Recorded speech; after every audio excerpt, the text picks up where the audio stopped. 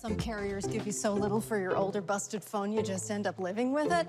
I don't think so. Verizon lets you trade in your broken phone for a shiny new one. You break it, we upgrade it. You dunk it, doggy bone it, slam it, wham it, strawberry jam it. We upgrade it. Get a 5G phone on us with select plans. Every customer, current, new, or business. Because everyone deserves better.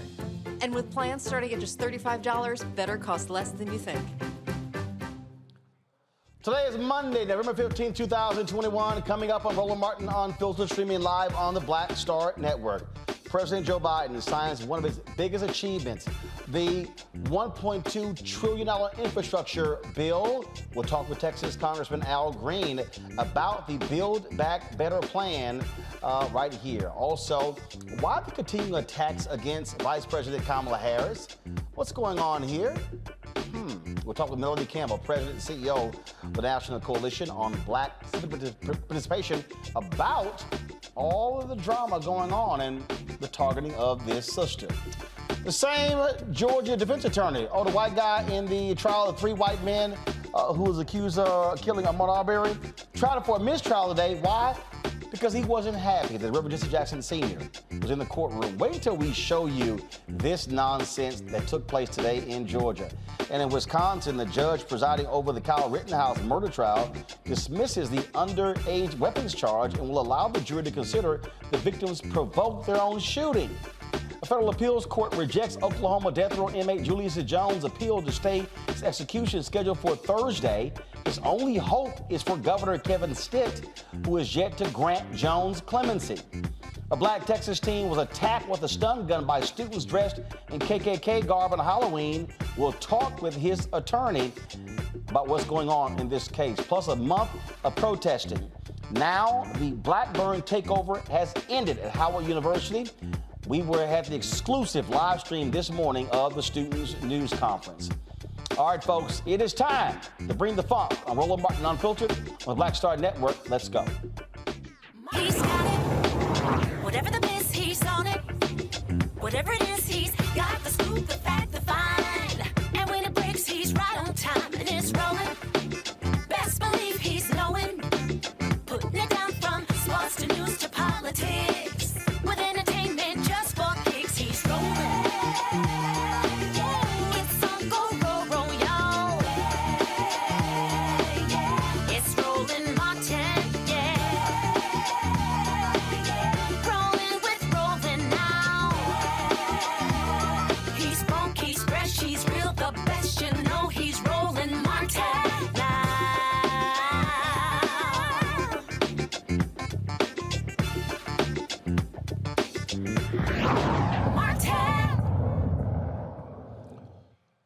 Big day at the White House as President Joe Biden signs his $1.2 trillion Build Back Better deal. Here is what took place at the White House. Yeah. Bravo. Thank you, thank you, thank you. Good job.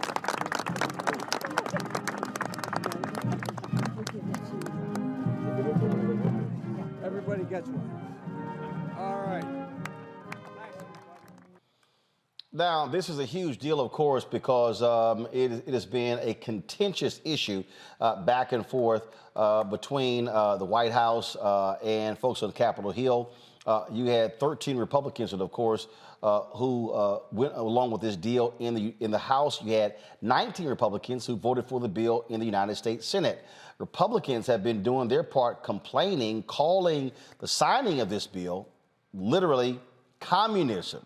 In a moment, we're going to hear from President Joe Biden. Right now, I want to go to Texas Congressman Al Green, who joins us right now. Congressman Green, glad to have you on the show. First and foremost, this obviously is a huge deal. When you go through this and you look at what's in the bill, needed improvements to Americans' infrastructure. But what do you make of your colleagues, the Republicans, who continue to call this communism and socialism? And making threats. Those 13 persons who signed on, who are members of the House, have had a good deal of misery imposed upon them.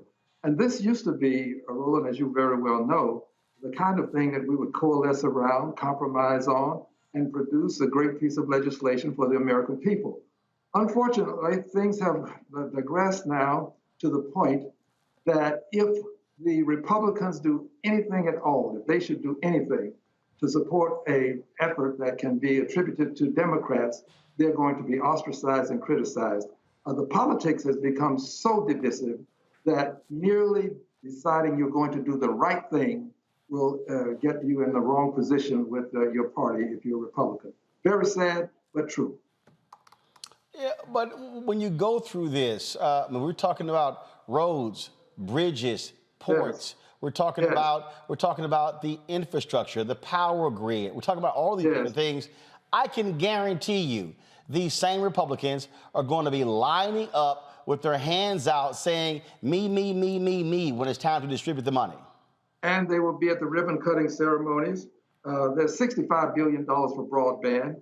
We've got $110 billion for these roads and bridges and other ports that will be repaired. And some will actually be enhanced by doing more than creating repairing structural problems. So it's a lot of money involved in it because the American Society of Engineers gave us a grade of D+. You can't have a first-class country with second-class infrastructure. So yes, they'll be there for the ribbon-cutting ceremonies, but I think we'll have a duty to say something at those ceremonies when credit is being taken and ask, how did you vote for it? That's going to be the key question for a good many who will show up. If you show up in my district, that's the question I'll be asking. How did you vote for it? Well, I'll tell you this here. If any of them show up at any ribbon-cutting ceremony, it should be made perfectly clear, hey, so-and-so's here, glad to see you. Y'all don't forget, he or she voted against this. I think you make a good point. I also think that we have a responsibility to our constituents to make sure that they understand what's happening here. We are making progress for them. However, there is this desire, it seems, to divert us to look at other social issues. People want us to vote based upon things that don't impact our lives on a daily basis. Bridges impact our lives daily.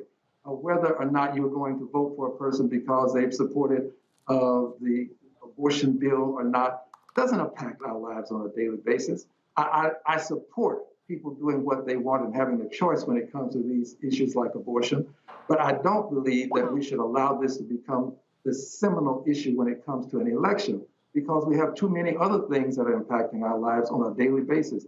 This infrastructure bill is going to impact everybody in this country. There will be charging stations across the country. This is a first. The president has made it very clear that we're going to move into electric cars, and that's a good thing because we cannot continue to pollute the atmosphere. In the Build Back Better, we have $555 billion to give us some sort of cleaning up of our environment. That's very important as well. So we can't let people divert our attention. This is going to be the effort. Divert us away from the good things that we do so that they can somehow maintain the power and dominance that they want for years to come. It is quite hilarious to see them do so. We're going to continue talking about this, but I do want to get your comment. The 10th person has died in the tragic case out of Astroworld. Massive lawsuits that are being filed. More than 100 lawsuits have been filed thus far. Just your thoughts about what has unfolded in our hometown of Houston. Yes. Well, we've sent prayers and our thoughts and our sympathies, but that is not enough. Lives have been lost. And somewhere along the way, we've got to do more than simply say we want them to have hope. They've got to have some help. People want closure. And to get to closure, we've got to know who knew or should have known this could take place. Somebody either knew or should have known this could happen.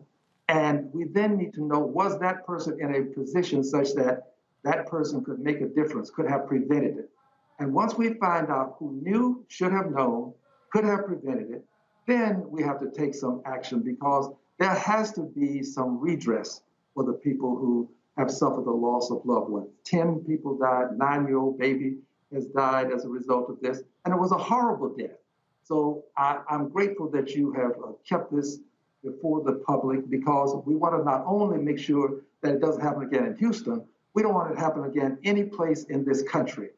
We live in a country where we can avoid this. We have avoided it on other occasions. It's time to make sure that it doesn't happen again. And we may have to have, I say may, we haven't gotten there yet, a congressional investigation into this if the scope of it seems to be national to the extent that other places may suffer if we don't act. All right then, Congressman Al Green, it's always a pleasure to have you on the show. Thank you. Look forward to having you back. Thank you very much. And happy birthday. All right, folks. Belatedly. Yes, sir. Thank you so very much. Folks, as I said, President Joe Biden spoke about the importance of the $1.2 trillion bill. This is what he said earlier today. Thank you, thank you, thank you.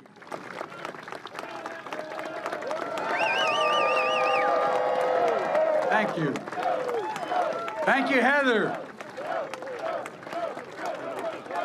Thank you, thank you, thank you.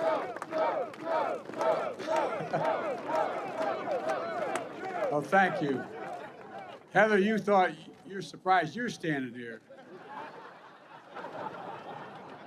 Jill is very surprised I'm standing here. Well, Heather, thank you for the introduction. And I can't look over here because the sun's shining in my eyes, but all this other crowd over here, thank you, thank you, thank you, thank you for all you've done. Look, thanks for sharing this day with us. Why this day matters to you and your fellow iron workers and your families, and you explained it well. For all the folks at home, I know this day matters to you as well. I know you're tired of the bickering in Washington, frustrated by the negativity, and you just want us to use and focus on your needs, your concerns, and the conversations that are taking place at your kitchen table. Conversation as profound as they are ordinary. How do I find work? How do I get there?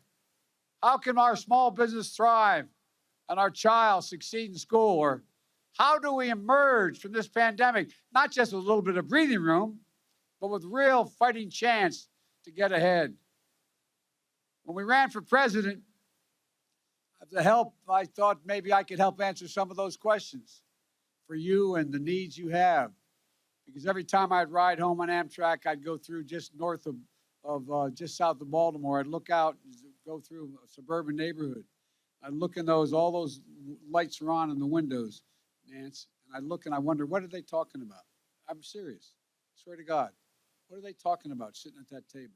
What are they talking about? They're talking about the things that I talked about at our kitchen table, Jill at hers, and all of you as well. And that's about how can we come together to be president for all Americans, to make sure our democracy delivers for you, for all of you. And I promised that we couldn't just build back to what it was before.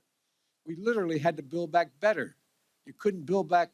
We're the only country that's always come out of great crises stronger than we went in. And the world has changed, and we have to be ready.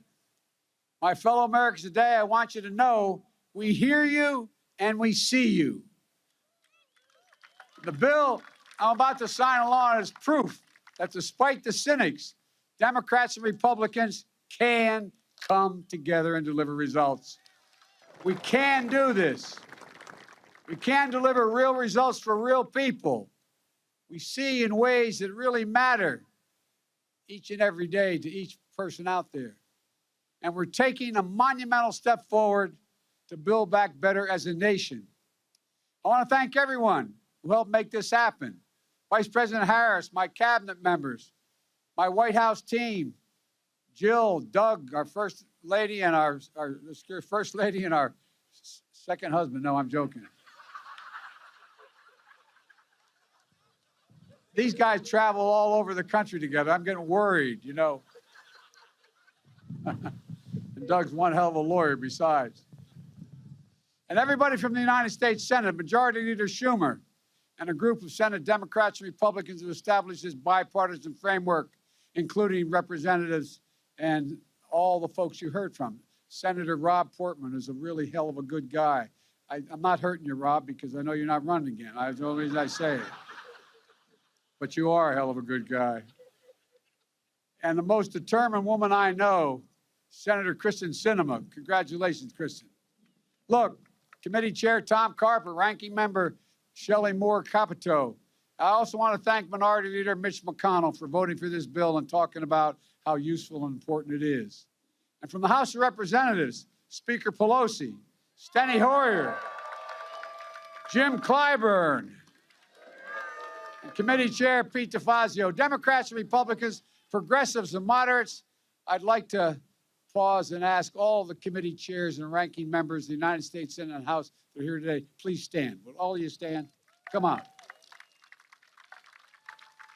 All right. Thank you. Thank you. Pound, Dr. Omokongo Dibinga, professorial lecturer, School of International Service at American University.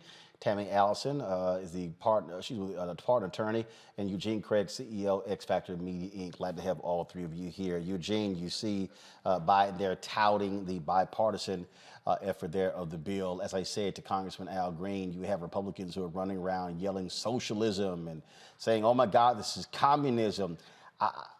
Were they calling it communism when Trump was proposing a $2 trillion infrastructure bill last year? I didn't realize repairing America's bridges and ports and dealing with lead pipes is now communism. Look, as you see, whenever parties change power, so do priorities, right? And it's easy to attack from the outside. And so look, roads are crappy, bridges are failing, airports need updating, and and to be quite frank about it, $1.2 trillion may not be enough to actually get the job fully done, but it's a good start. Americans every single year, spend upwards of $500-600, just on wheel alignment alone because of potholes from bad roads. When you have over half your bridges are deficient, when it comes to actually just sustaining themselves, what Republicans going to you move to action once that bridge is actually falling over and mass casualty events? No. It's the federal government's job to prevent those things and actually repair these bridges or replace them. And so, this is a big bill. It affects a lot of different, almost every American life. It affects a lot of different sectors. And it's a good start. I do get a kick out of the folks who whine and complain on Congo, but trust me, their hands are going to be out begging to get some of this money. Billions of dollars are going to be spent in local communities nationwide. I mean, look, Mitch McConnell didn't even wait to the signing today. Last week, he was calling it a godsend, right? And they're already out there claiming that this is what they brought. And this is part of Biden and the Democrats' challenge, because we know like 45% of America is already gone in terms of they're caught up in conservative media and Fox and all of that. They didn't watch the ceremony today. The Democrats have to be strong on the messaging. They have to go out into all these rural communities. I think you mentioned this last week, put a big old sign up saying that this is brought to you by President Biden and Vice President Harris, so that people will know, because every single day these Republicans, they've already done it, they're going to milk it. And when they start seeing broadband coming into these rural areas, the schools starting to be improved, they need to know that there's a Democratic face on top, in front of it. And furthermore, they need to get this messaging out, and they need to get the next part of the Build Back Better plan passed as well, because as Malcolm Nance talks about, we got a Republican insurgency that has to be dealt with. So we can celebrate today and we can talk about all the things that we need to be doing, but they need to get this out of the way so we can get the voting rights out of the way so they can fight these Republicans who are still unified and trying to take over this government. And we have to make sure that the messaging on all of this is very clear for the Democrats. And Tammy, messaging is critically important. And so what the Democrats do in order to sell this bill is really going to be vital.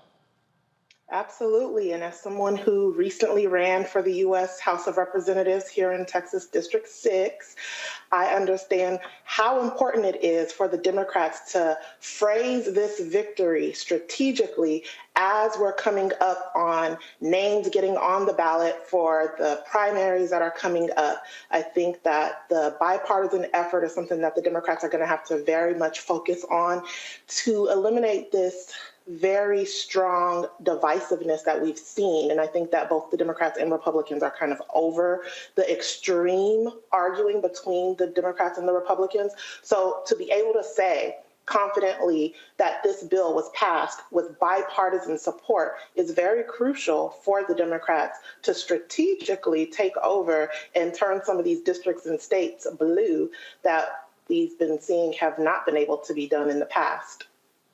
Look, that does indeed matter. I do want to bring in Melanie Campbell. She's with the National Coalition on Black Civic Participation. She joins us right now. Melanie, glad to have you here. The White House offered up a number of African Americans today for interviews to tout this particular bill, to tout its passage. Messaging is important. How must this be talked about on Black radio, in the streets, in various communities? Because you'll have those who say, look, we're not going to benefit from this. It's going to be large white construction companies that are going to actually make money from this. And so what must be done to ensure that we, African Americans, are getting our fair share? Thank you, Roland. First of all, I think we need to declare and understand that we help make that happen. Those resources, those public sector resources, those public works resources. I know there's a challenge when it comes to construction, but also you're talking about the kinds of jobs that will be created. There were a lot of mayors there today for a reason. I worked for the late Mayor Jackson administration many years ago. And so you had folks, the mayor of Houston and Chicago and in small towns as well, because they know that those are real resources that can come into our communities that will be real good paying jobs. And we're in construction too. We have Black construction companies. And there's a lot that goes with those kinds of resources that creates jobs. It may not all be on the front line of putting the pipes down, but it's going to be those engineering firms, all of the things that create jobs. And we have to know that which is why I wanted to be there today, because we've been out here pushing. That Build Back Better plan has two parts to it. And one thing Vice President Harris said today is this is part one of two. You heard a lot of that being said by Schumer and others, that this is part of this initial down payment on quote unquote Build Back Better. So I think it's important that this administration make sure that I heard my sister and brothers are talking about those that you want to try to bring along, but the people who are your base need to know that this was a victory. And so it was very important. I saw people from across the country that some of our people were here, even from Michigan, that were in town for it. So that's the part of that messaging has to be to the base to know that this is important, and this is going to bring resources to our community as well. Prior to President Biden speaking, Vice President Kamala Harris spoke. I wanted to play what she had to say as well.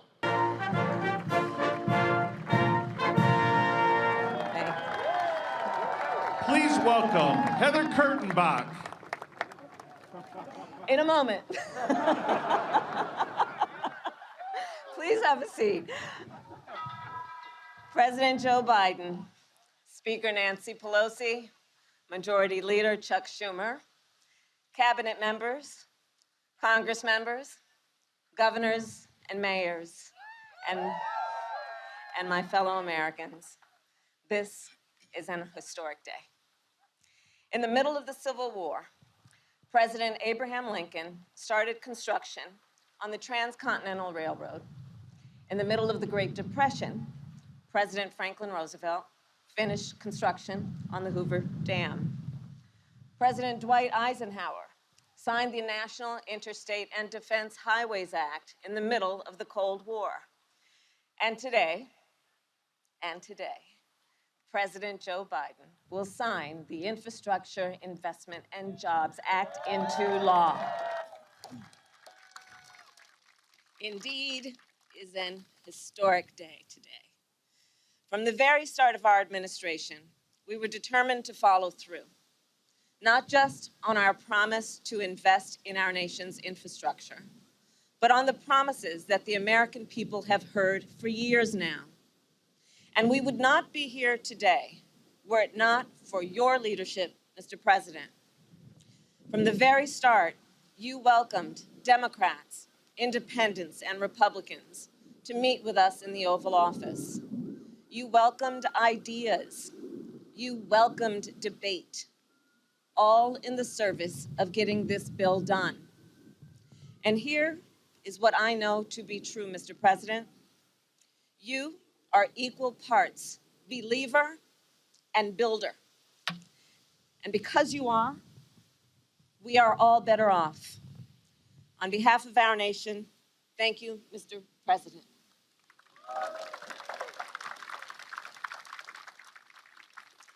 And of course, our administration did not arrive at this day by ourselves.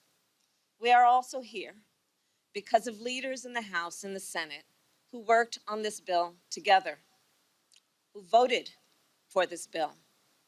And we are here because of the millions of Americans who believed that we could get this done. Well, we got it done, America. We got it done.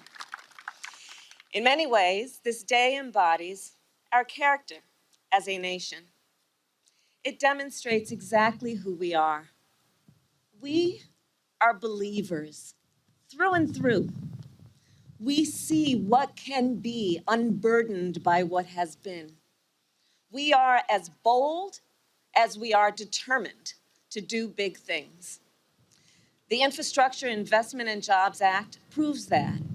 It proves that in America, we have the courage to believe a better future is possible and to build it together. After this bill is signed into law, millions more Americans will go to work in good-paying, good union jobs. Americans like Jovan Johnson, a carpenter I met in Nevada, who said that she has, quote, built her career on infrastructure and fed her family on infrastructure. Americans like Jeff Bird, a line design technician I met with in New Hampshire. He attaches fiber to utility poles to keep up with the demand for high-speed internet. Or Leslie Kilgore, an engineer I met with in North Carolina, whose team is building electric school buses. Or Walter Cody, a construction inspector with whom I met, who is working to get clean water to families in California. This will be a nationwide effort, the likes of which we have not seen in a generation. It will make our country more competitive, and it will deliver on our nation's and our administration's commitment to equity. Now, this bill, as significant as it is, as historic as it is part one of two.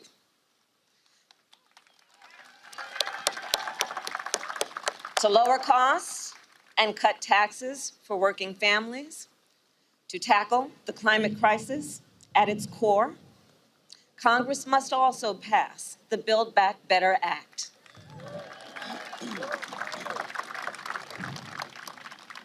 The work of building a more perfect union did not end with the railroad or the interstate, and it will not end now. So on this historic day, let us all continue to believe in our people, believe in our country, and believe in what we can do when we work together. Thank you all. May God bless you, and may God bless America.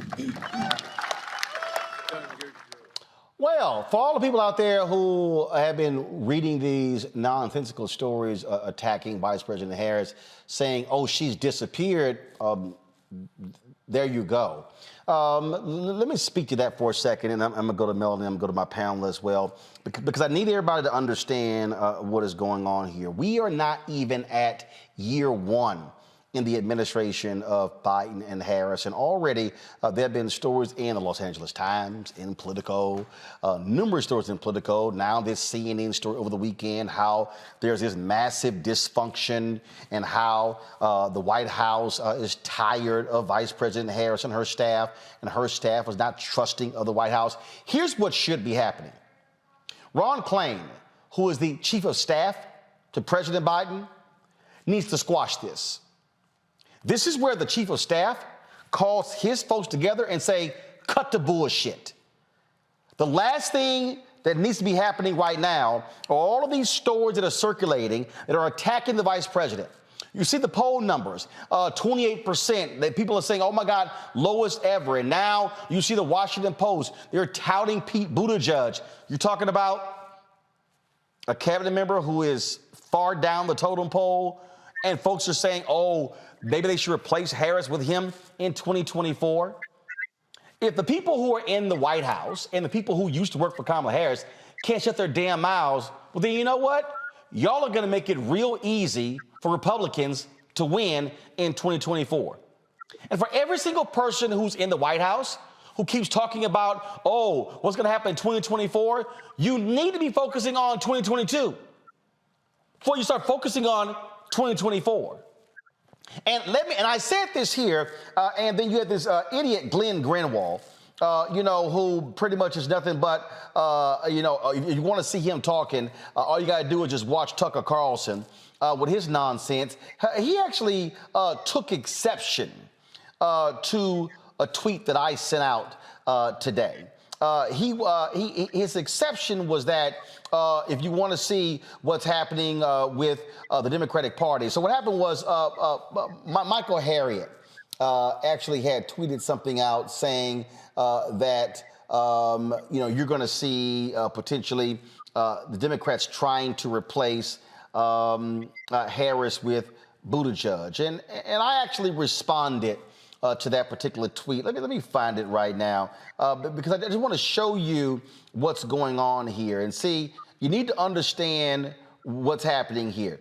If people did not somehow see Vice President Harris as a threat, you would not have the constant attacks on her.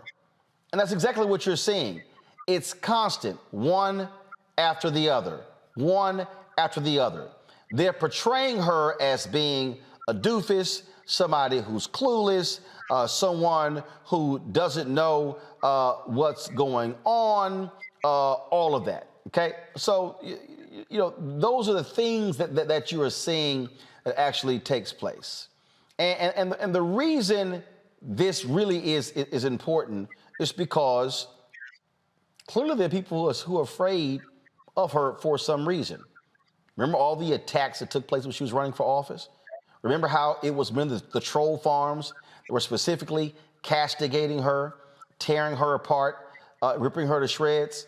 Y'all do remember that taking place. So now all of a sudden you have more of this. Now all of a sudden it's, oh, she's not up for the job. And then the one that really just got me just hilarious, got me laughing is, oh my goodness, she's disappeared. How has she disappeared when she's literally been involved in numerous meetings? President Biden has talked about the role that she played in the Build Back Better plan dealing with Congress. She just got back from France, a very successful trip. Here's a tweet right here. So Michael Harriot had tweeted, they finna leapfrog Pete Buttigieg over Kamala Harris. Watch. I responded, if the Democrats want to see a black female revolt, go ahead and try this. You're guaranteed to lose. So this idiot Glenn Greenwald goes, Democratic Party politics in 2 tweets. Well, actually, it's right, Glenn.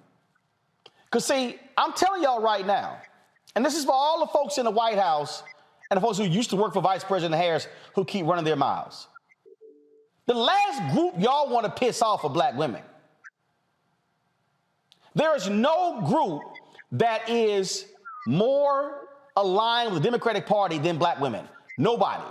Not black men, not white women, not white men, not Latino men, not Latino women, not Asian men, women, Native Americans, folks who are Jews, Christians. I can go down every single group. There is no group that's more in line with the Democratic Party than black women.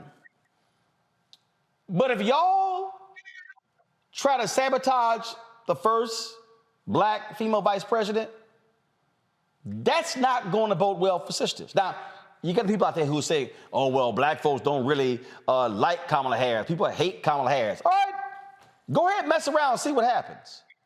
Because your margin for error right now ain't that great. And I'm telling you right now, play this game and you're going to wake up and see what happens. Because, see, here's the deal. It don't take 30% of black women for you to lose walking away. It don't take 20. It doesn't take 10. It doesn't take 5. If the Democrats lose just 3% of black women by trying to screw with Vice President Harris, y'all DOA. So go ahead and play the game if you want to. Melanie, I want to bring you in because, again, as somebody that's been around politics, you see these stories. Of course, you're the convener of the Black Women's Roundtable. And it's like every 2 months, it's another story. Dysfunction. Oh, my goodness. She's lost. She's disappearing. We don't know what's going on. I follow the White House Twitter feed. I follow hers.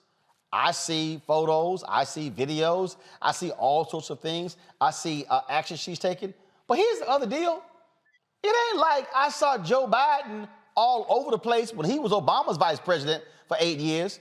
Hell, I can't even remember how many times Obama would have Biden standing at his side when he gave speeches or even speaking before him. I've seen more of that under Biden with Harris than I saw with Obama and Biden. What do you take of these constant attacks trying to portray Vice President Harris as being utterly clueless? Roland, I'm going to say everything you said in these last few minutes, ditto, ditto, ditto.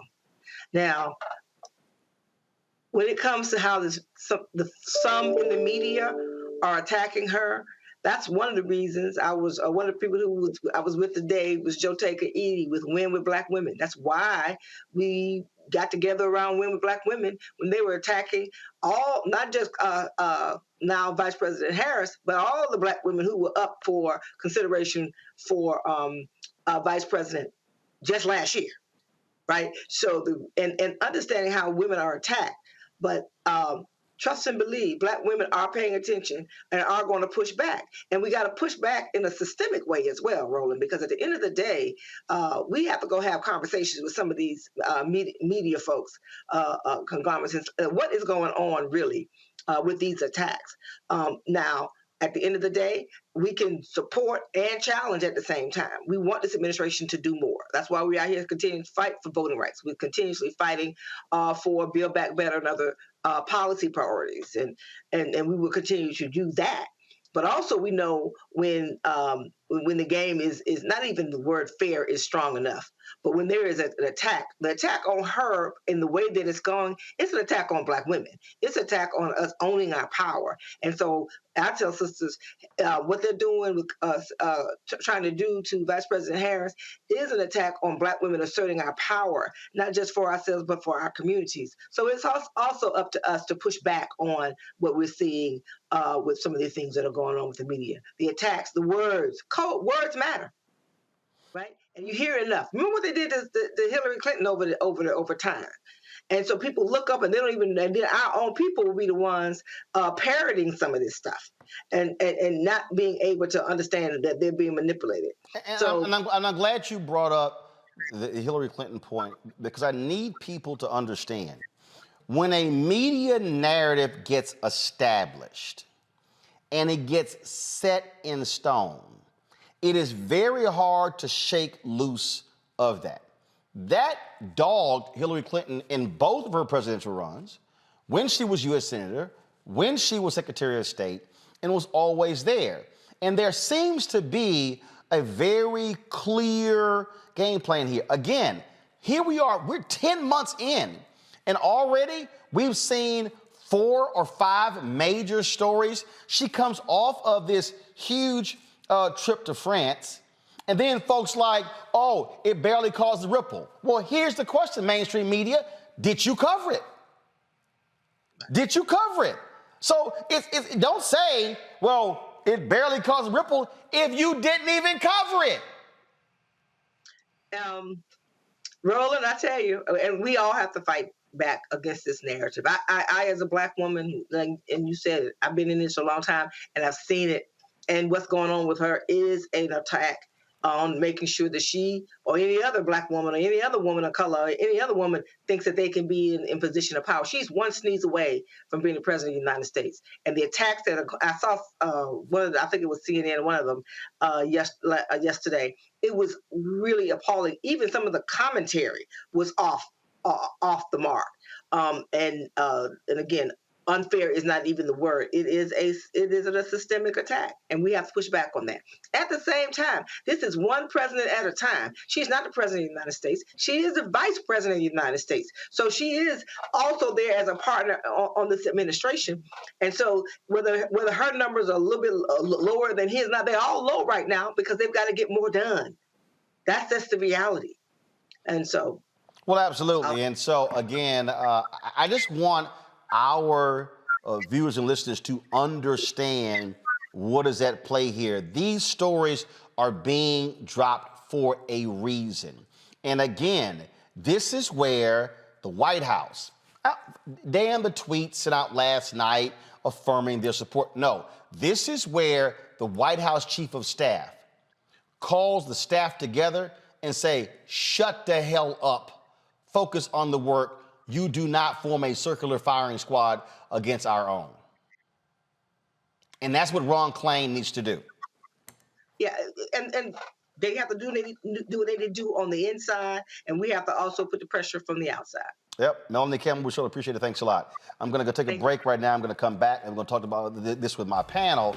And one of the things that I want to talk about is that the White House, in terms of the vice president's staff, they need to have her far more aggressively talking to Black media.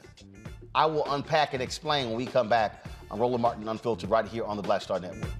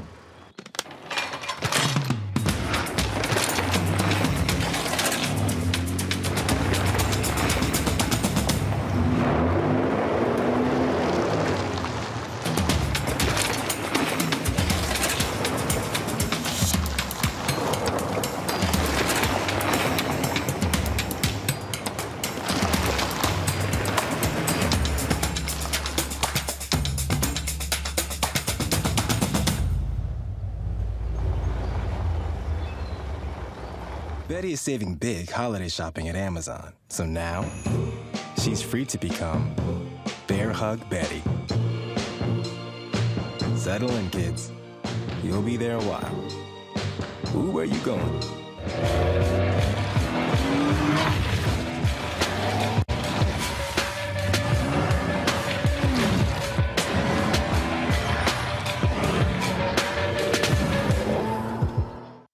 I'm Bishop T.D. Jakes. How y'all doing? It's your favorite funny girl, Amanda Seals. Hi, I'm Anthony Brown from Anthony Brown and Group Therapy. What up, Lana Well, and you are watching Roland Martin Unfiltered.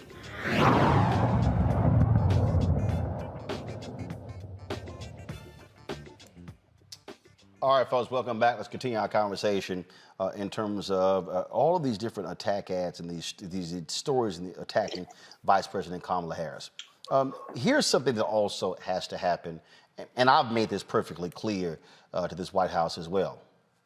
How in the world you have Vice President Kamala Harris and she does not have a regular presence with Black media? Now, let me explain that, folks. One, you always shore up your base, and that is you're communicating with your base. What this White House should be doing, they should ensure that she is the lead person who is talking to Black radio, to Black TV. What I mean by that is, you take the nationally syndicated radio shows. Look, I spent, 11 years, 13 years with Tom Jones Morning Show.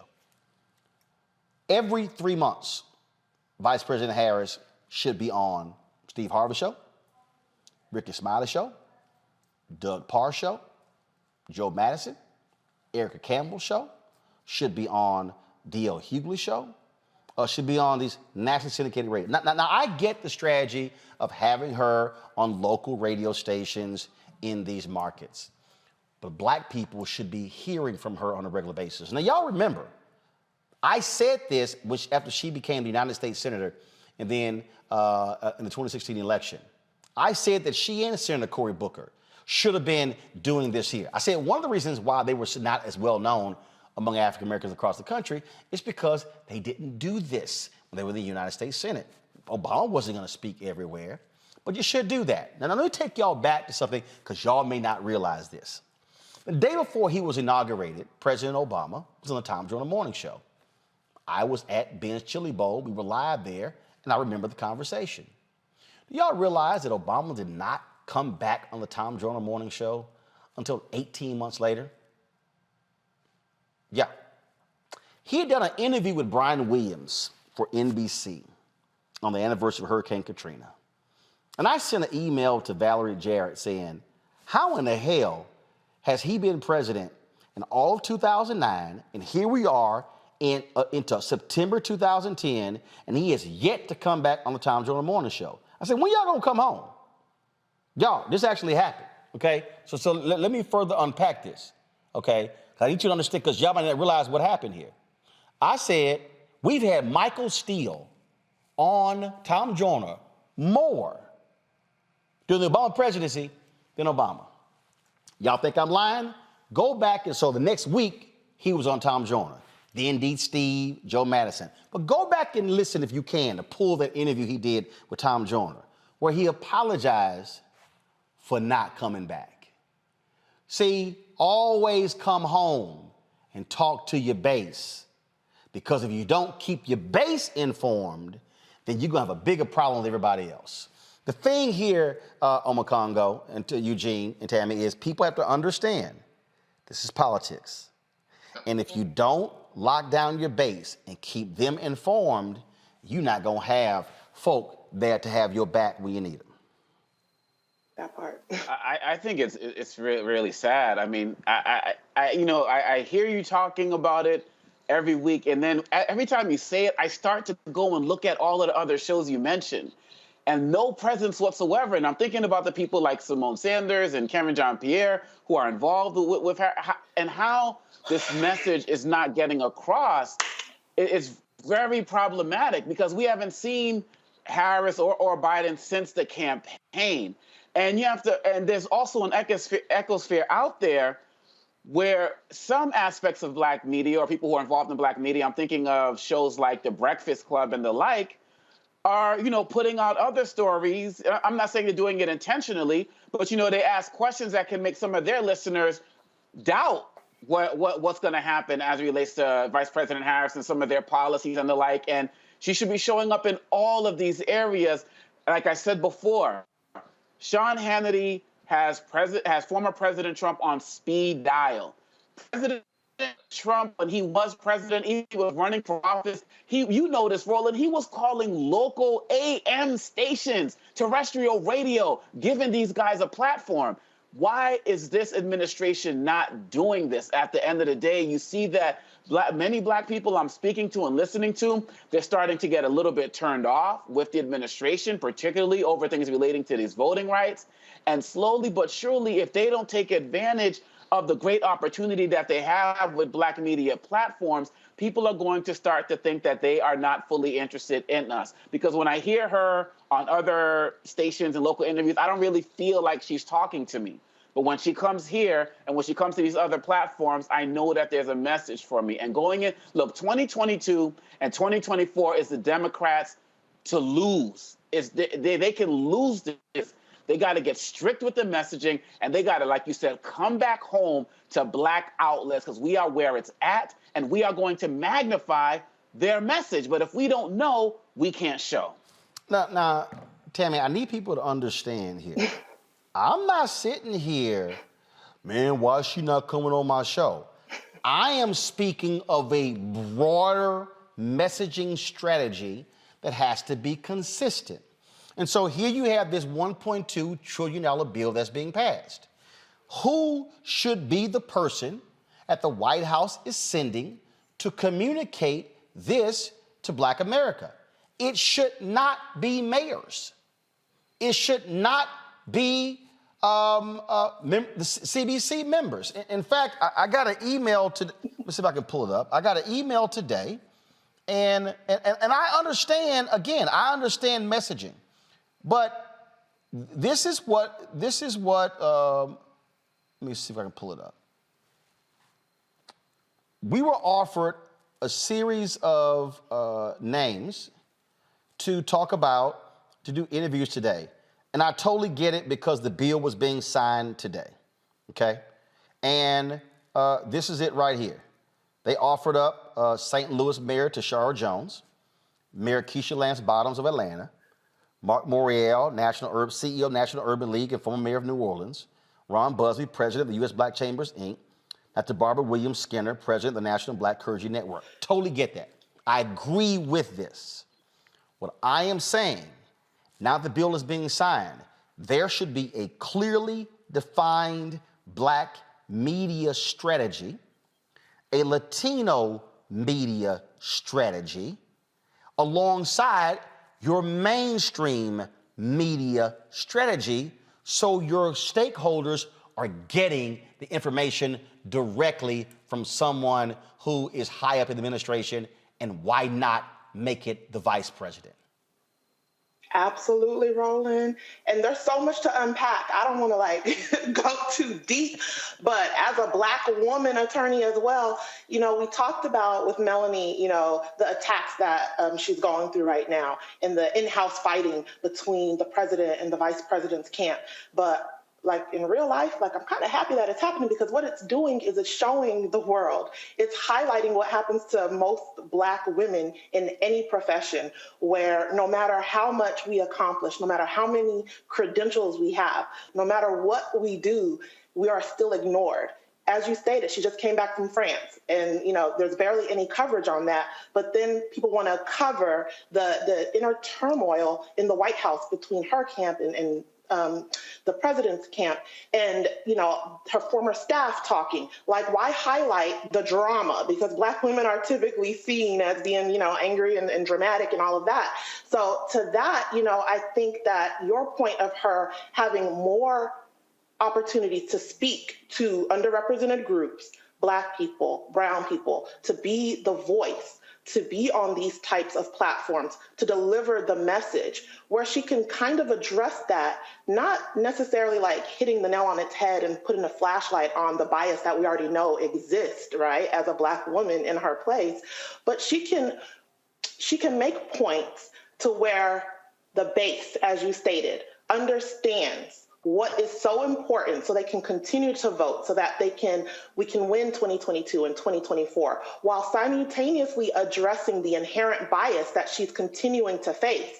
And yes, while a lot of Black women feel a certain kind of way about this vice president, at the end of the day, like you said, one thing about Black women that are Democrats, we play that game like the GOP, where we gonna stick together now. We gonna put our strategy together and put our feelings aside in order to see the party win and move forward strongly, so that we can turn these red districts blue and turn these red states blue, because that's the end goal. The end goal is to reform, so that we can finally have some type of equal playing ground. But as you stated, she's gonna have to speak up, and whenever she speaks up, she needs some media training, because it don't be given what it's supposed to have gave when she talks. They're not feeling it. Well, the thing here, Eugene, again, when you hear, oh my God, she's in hiding, first of all, that's not true. But there should be a media strategy. Look, you use the vice president for a lot of stuff the president can't do. Media is a part of it.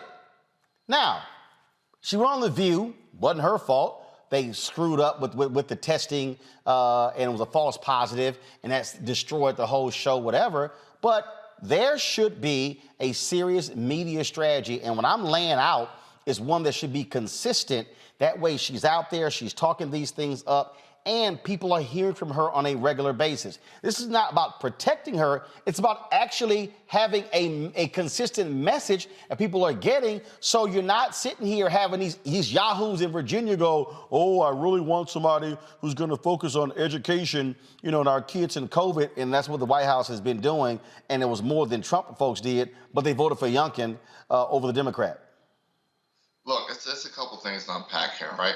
I think first and foremost, the advisors that are in the president's orbit that are calling the shots here, because that's what this comes down to a lot of times, is folk that are deputy to Ron Klain, right?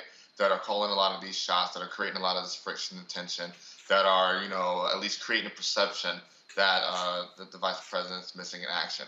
The first thing needs to be understood is that, you know, the portfolio the vice president has is one that the president gives her. The flexibility to do what she needs and do what she wants and do what she has to all comes from the authority of the president, right? So that's the first thing that needs to be established. Next is this, right? This White House better get it together. You know, because what they're coming across is that, hey, this White House staff doesn't care about black people. You know, at the point in time, you can't have an asset as valuable as Kamala Harris, you know, somebody that's a 2-term AG, United States Senator elected statewide, now the first African-American vice president of the United States, on your as your prime asset, and you don't properly deploy her and empower her to do what's necessary to win. Right, so that's what's coming across here, and it's the same mistake that the Obama administration made.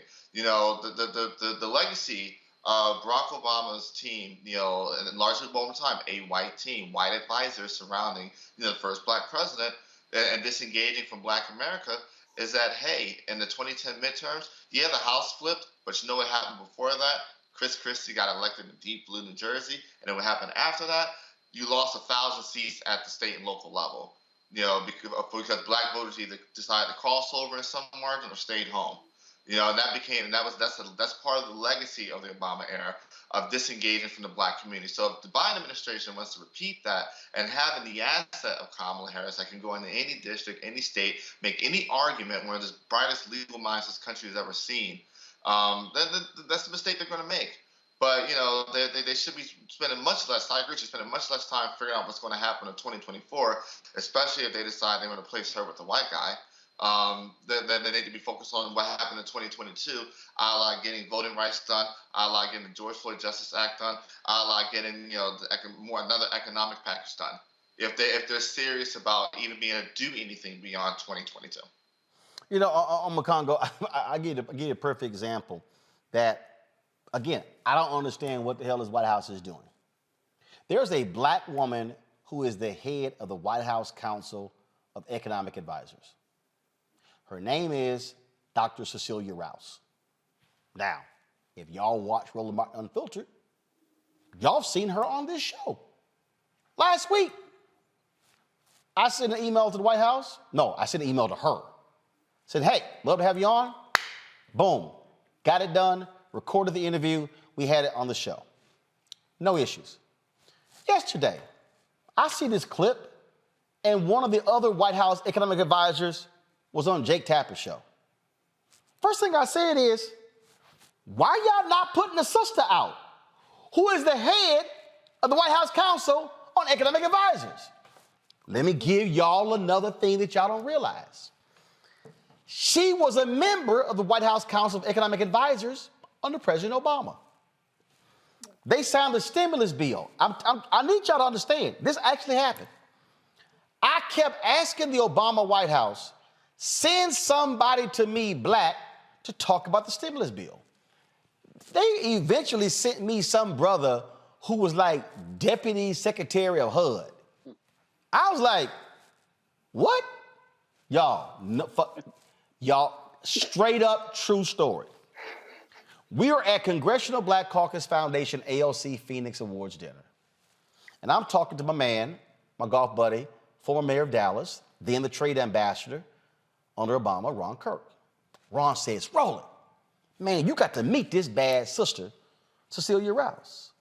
I said, who is she? He said, she's one of Obama's White House Council of Economic Advisors. I said, say what? He said, yeah. He said, man, you got to meet her. We walk over. We meet. I said, hold up. You been in the White House All this time? All this time? I ain't seen you on TV nowhere. I gotta have you on my show. She was like, love to come on. Y'all had her on the show. I want y'all to Google Cecilia Rouse. Cecilia Rouse. What you would discover during the Obama administration, she did my TV One show more than any other show. I was like, why are y'all not putting this brilliant woman out? Here we have been having economic conversations, a $1.2 trillion infrastructure bill. These discussions about inflation, discussions about the supply chain. I don't understand why the White House is not putting this brilliant black woman out. And all of a sudden, if you watching, if you black, be like, yo, damn, she is the head of the White House Council on Economic Advisors. You can't tell me she's afraid to do TV when she's done my show numerous times. This is what I'm talking about, Omar Congo. Like, what the hell are they thinking over at the White House? I don't think they are thinking. And you know what, actually, let me rephrase that. I think that similar to what we've talked about with Youngkin and education, there's this idea of like appealing to like, white suburban moms and so on and so forth. I feel like the Biden administration still acts as if they have to appeal to a white suburban demographic, even though white people haven't voted majority for a Democratic candidate since the Voting Rights and Civil Rights Act of the 60s. And they keep playing to that audience. So that explains exactly what we're talking about as it relates to CNN. And look, we have to understand that when you have sisters like that, when you have sisters like Vice President Kamala Harris, there's another group that we need to talk about here right now, black men, right? Black men came out in large numbers during the last election. We know not in the same numbers as black women, but fairly high. And I think that brothers also need to see people like Rouse sitting down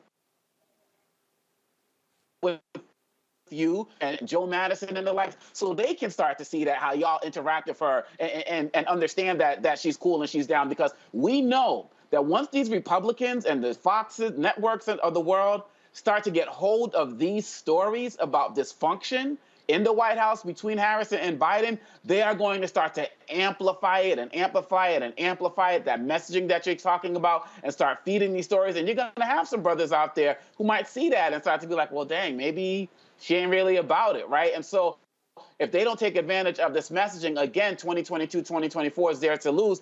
And isn't the person who runs the EPA a brother as well? The Biden administration needs to stop being timid about putting black faces out there. Like you absolutely said, he does a great job of putting Vice President Harris out there in terms of speaking before he speaks and the like, but they need to come home to our networks so we can see them on a regular basis and decide for ourselves what they're about. Because if not, there are too many other narratives, like you said with Hillary Clinton, that are already forming that are going to be used to work against her. I'm trying to tell y'all. All right, I gotta go to a break. We come back, I'm gonna talk with the attorney of a young black kid. What these white kids wore KKK costumes for Halloween, and nobody did nothing? Really? We'll unpack. Next, the Roland Martin Unfiltered on the Black Star Network.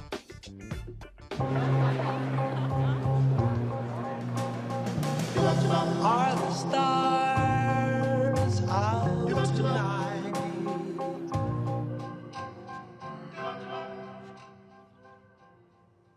Alexa, play our favorite song again.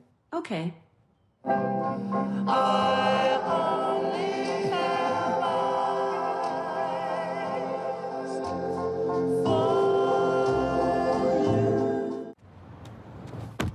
Oh, that spin class was brutal. Well, you can try using the Buick's massaging seat. Ooh, yeah, that's nice. Can I use Apple CarPlay to put some music on? Sure, it's wireless. Pick something we all like. Okay, hold on. What's your Buick's Wi-Fi password? Buick Envision 2021. Oh, you should pick something stronger. That's really predictable. That's a really tight spot. Don't worry, I used to hate parallel parking. Me too. Hey. Really outdid yourself. Yes, we did. The all-new Buick Envision, an SUV built around you, all of you. Once upon a time, there lived a princess with really long hair who was waiting for a prince to come save her. But really, Who has time for that? Let's go. Feeling myself.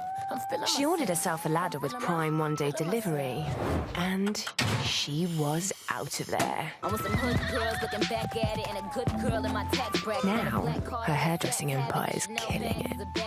And the prince? Well, who cares? Prime changed everything. What's up, y'all? I'm Will Packard. Hello, I'm Bishop T.D. Jakes. What up, Lana Well, and you are watching Roland Martin Unfiltered.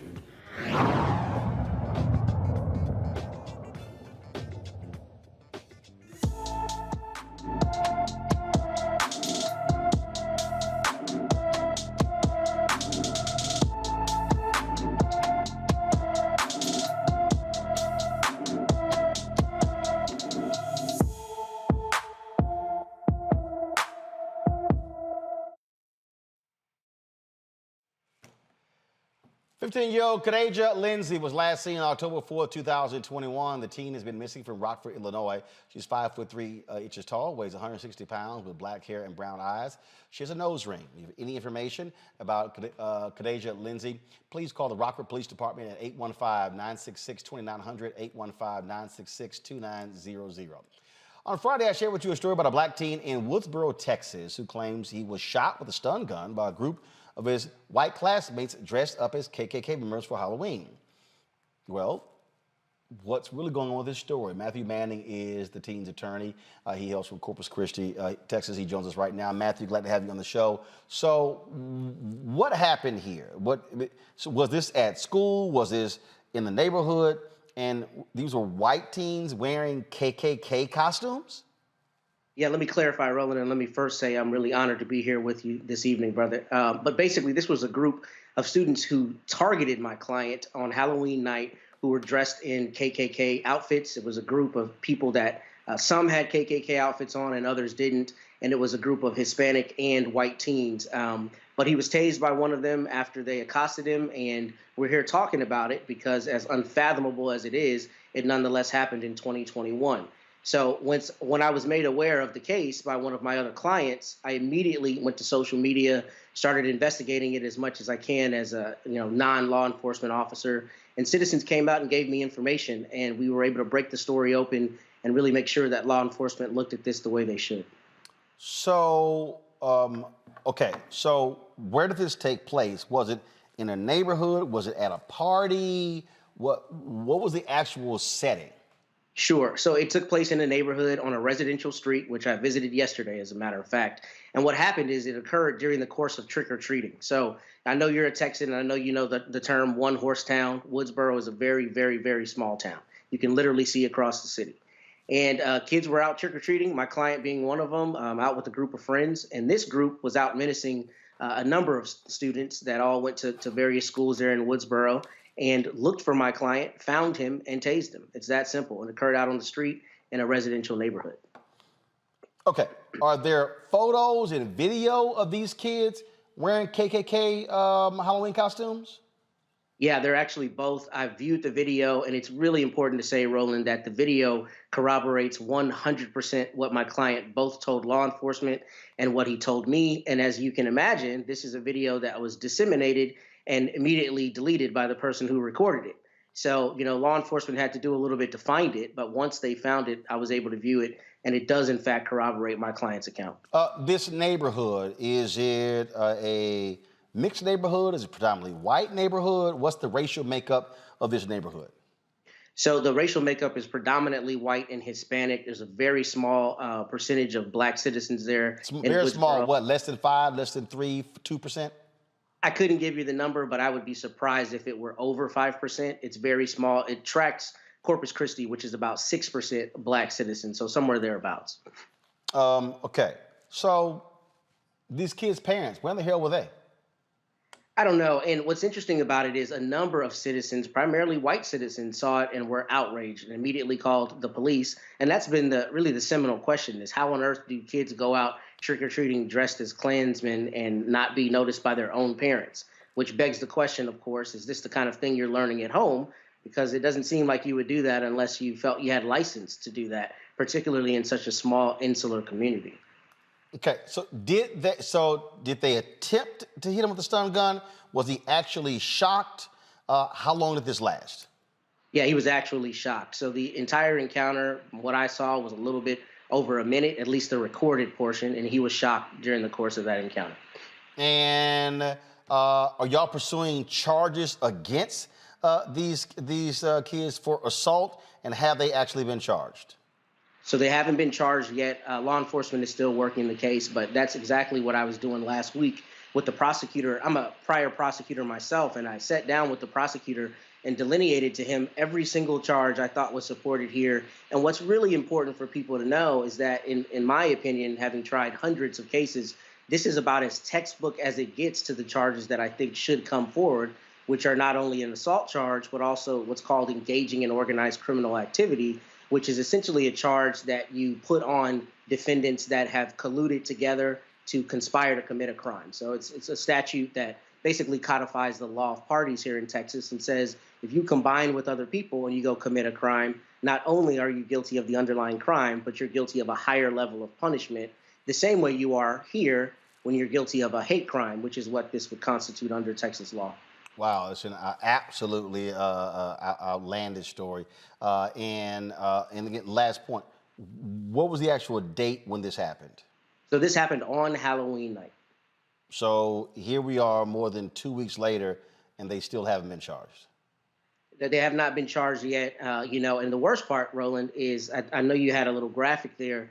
The school had the audacity, the school that they all attend, had the audacity to put out a statement that said they couldn't discipline the students because this occurred off campus. Well, unfortunately for them, I'm a lawyer that actually does my job, and I looked at their school code of conduct, and it specifically prescribes that they can not only suspend, but they can actually expel for conduct that happens off campus. So really the school's immediate response was the one that infuriated me because it evinced really just a desire to not do anything.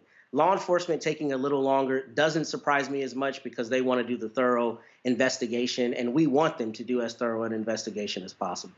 Wow, that is certainly incredible there, what took place there. Matthew, we appreciate it. Thank you so very much for joining us and explaining what took place. Thank you, Roland. Have a good night. All right, thanks a bunch. You know, this is the kind of stuff, it's amazing when I look at all of these folks out here, Eugene, who all up in arms over critical race theory, ain't been taught. When now they all mad today because the book, the 1619 Project, came out. Now they all up in arms. But it's amazing how all those folks ain't said a damn thing about stories like this.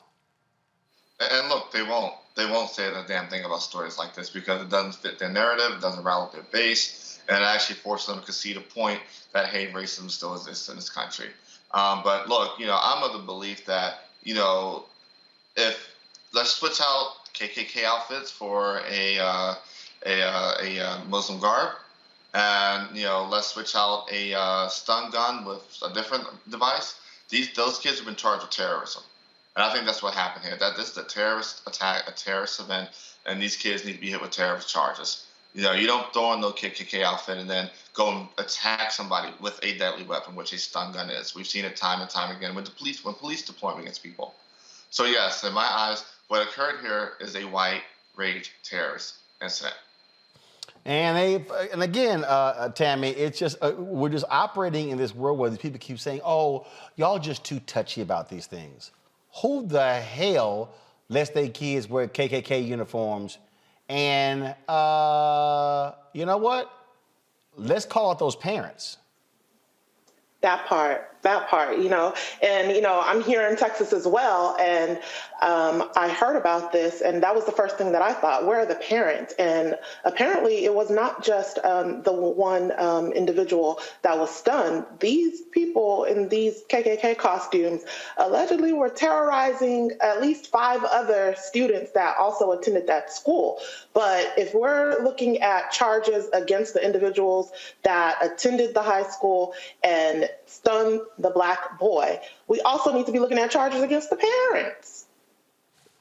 Only makes sense. Congo. Absolutely. And look, let's be real. I believe that these students also played in a football game or something a couple of days later. Yep. And so I'm glad the attorney brought up having read the school policy, because schools absolutely, I work in public, private, and charter schools across this country. Schools absolutely hold students accountable for off-campus behavior. And so between their parents doing nothing, the schools doing nothing, 2 weeks after the fact, and the police are dragging their feet, these kids right now are living a scot-free life right now. And look, if they didn't even say anything when they tased this brother, the fact that they're walking around with Klan outfits, we're already in hate crime area right now. And so this is really tragic. I'm glad this has been promoted to a national level, because we may need to go down there and give some more action to make some things happen. But it seems like at every juncture, people are already starting to drop the ball to protect these boys when a young man was literally tased. We're not just talking about chants of, N-word or this or that, which would be bad enough.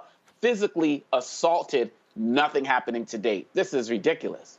Absolutely. All right, folks, hold tight 1 second. We come back, we'll talk the end of the Blackburn takeover at Howard University. The students who are protesting have signed an agreement with Howard University administrators. We will tell you exactly what that is when we come back right here on Roland Martin Unfiltered on the Black Star Network.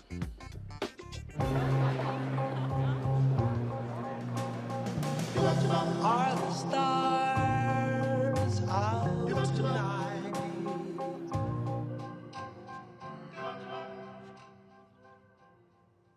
Alexa, play our favorite song again. Okay. I only have eyes for you.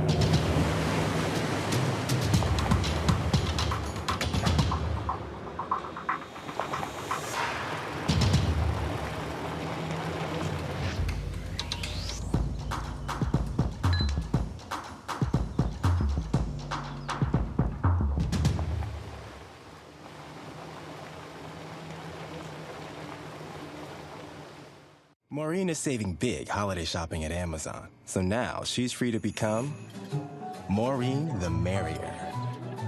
Food is her love language, and she really loves her grandson. Like, really loves. I'm Chrisette Michelle. Hi, I'm Chaley Rose, and you're watching Roland Martin Unfiltered.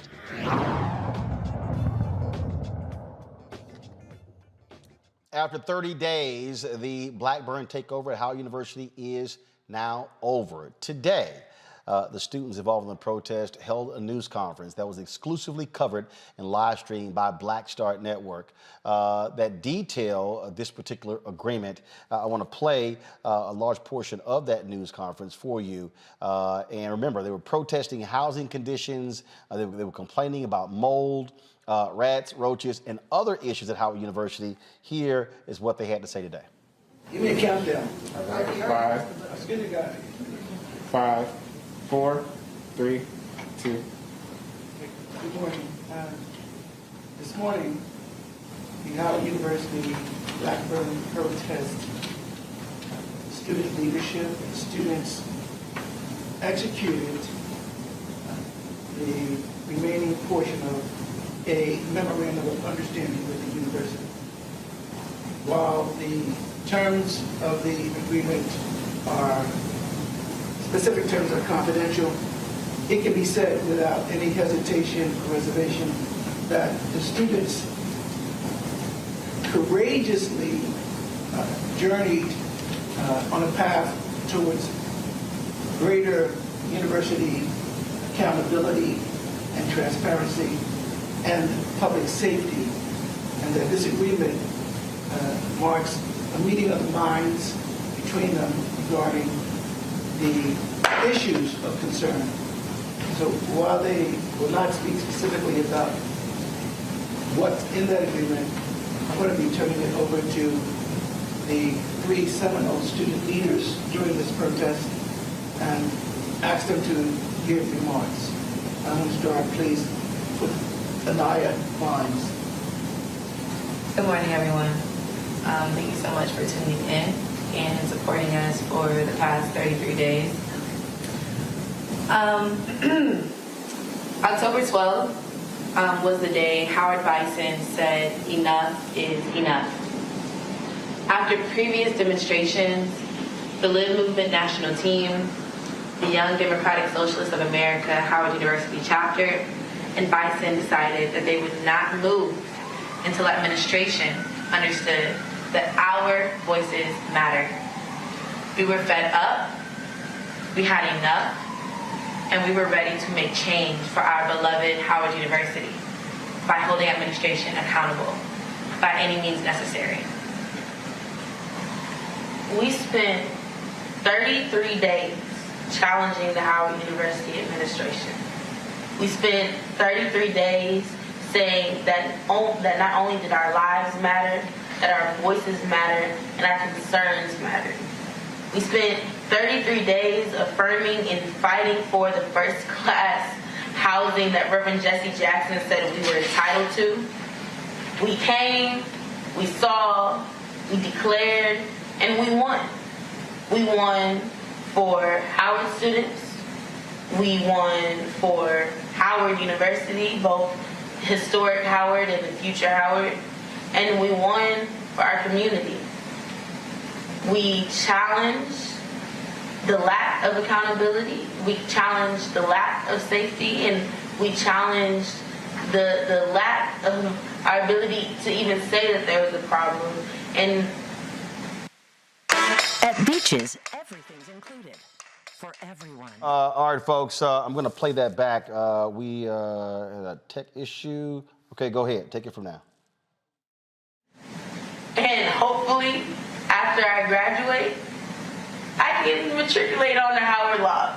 And hopefully, we won't have the same issues, because today is a new day for Bison everywhere. Today is a new day for the Bison sitting at the table and standing around us.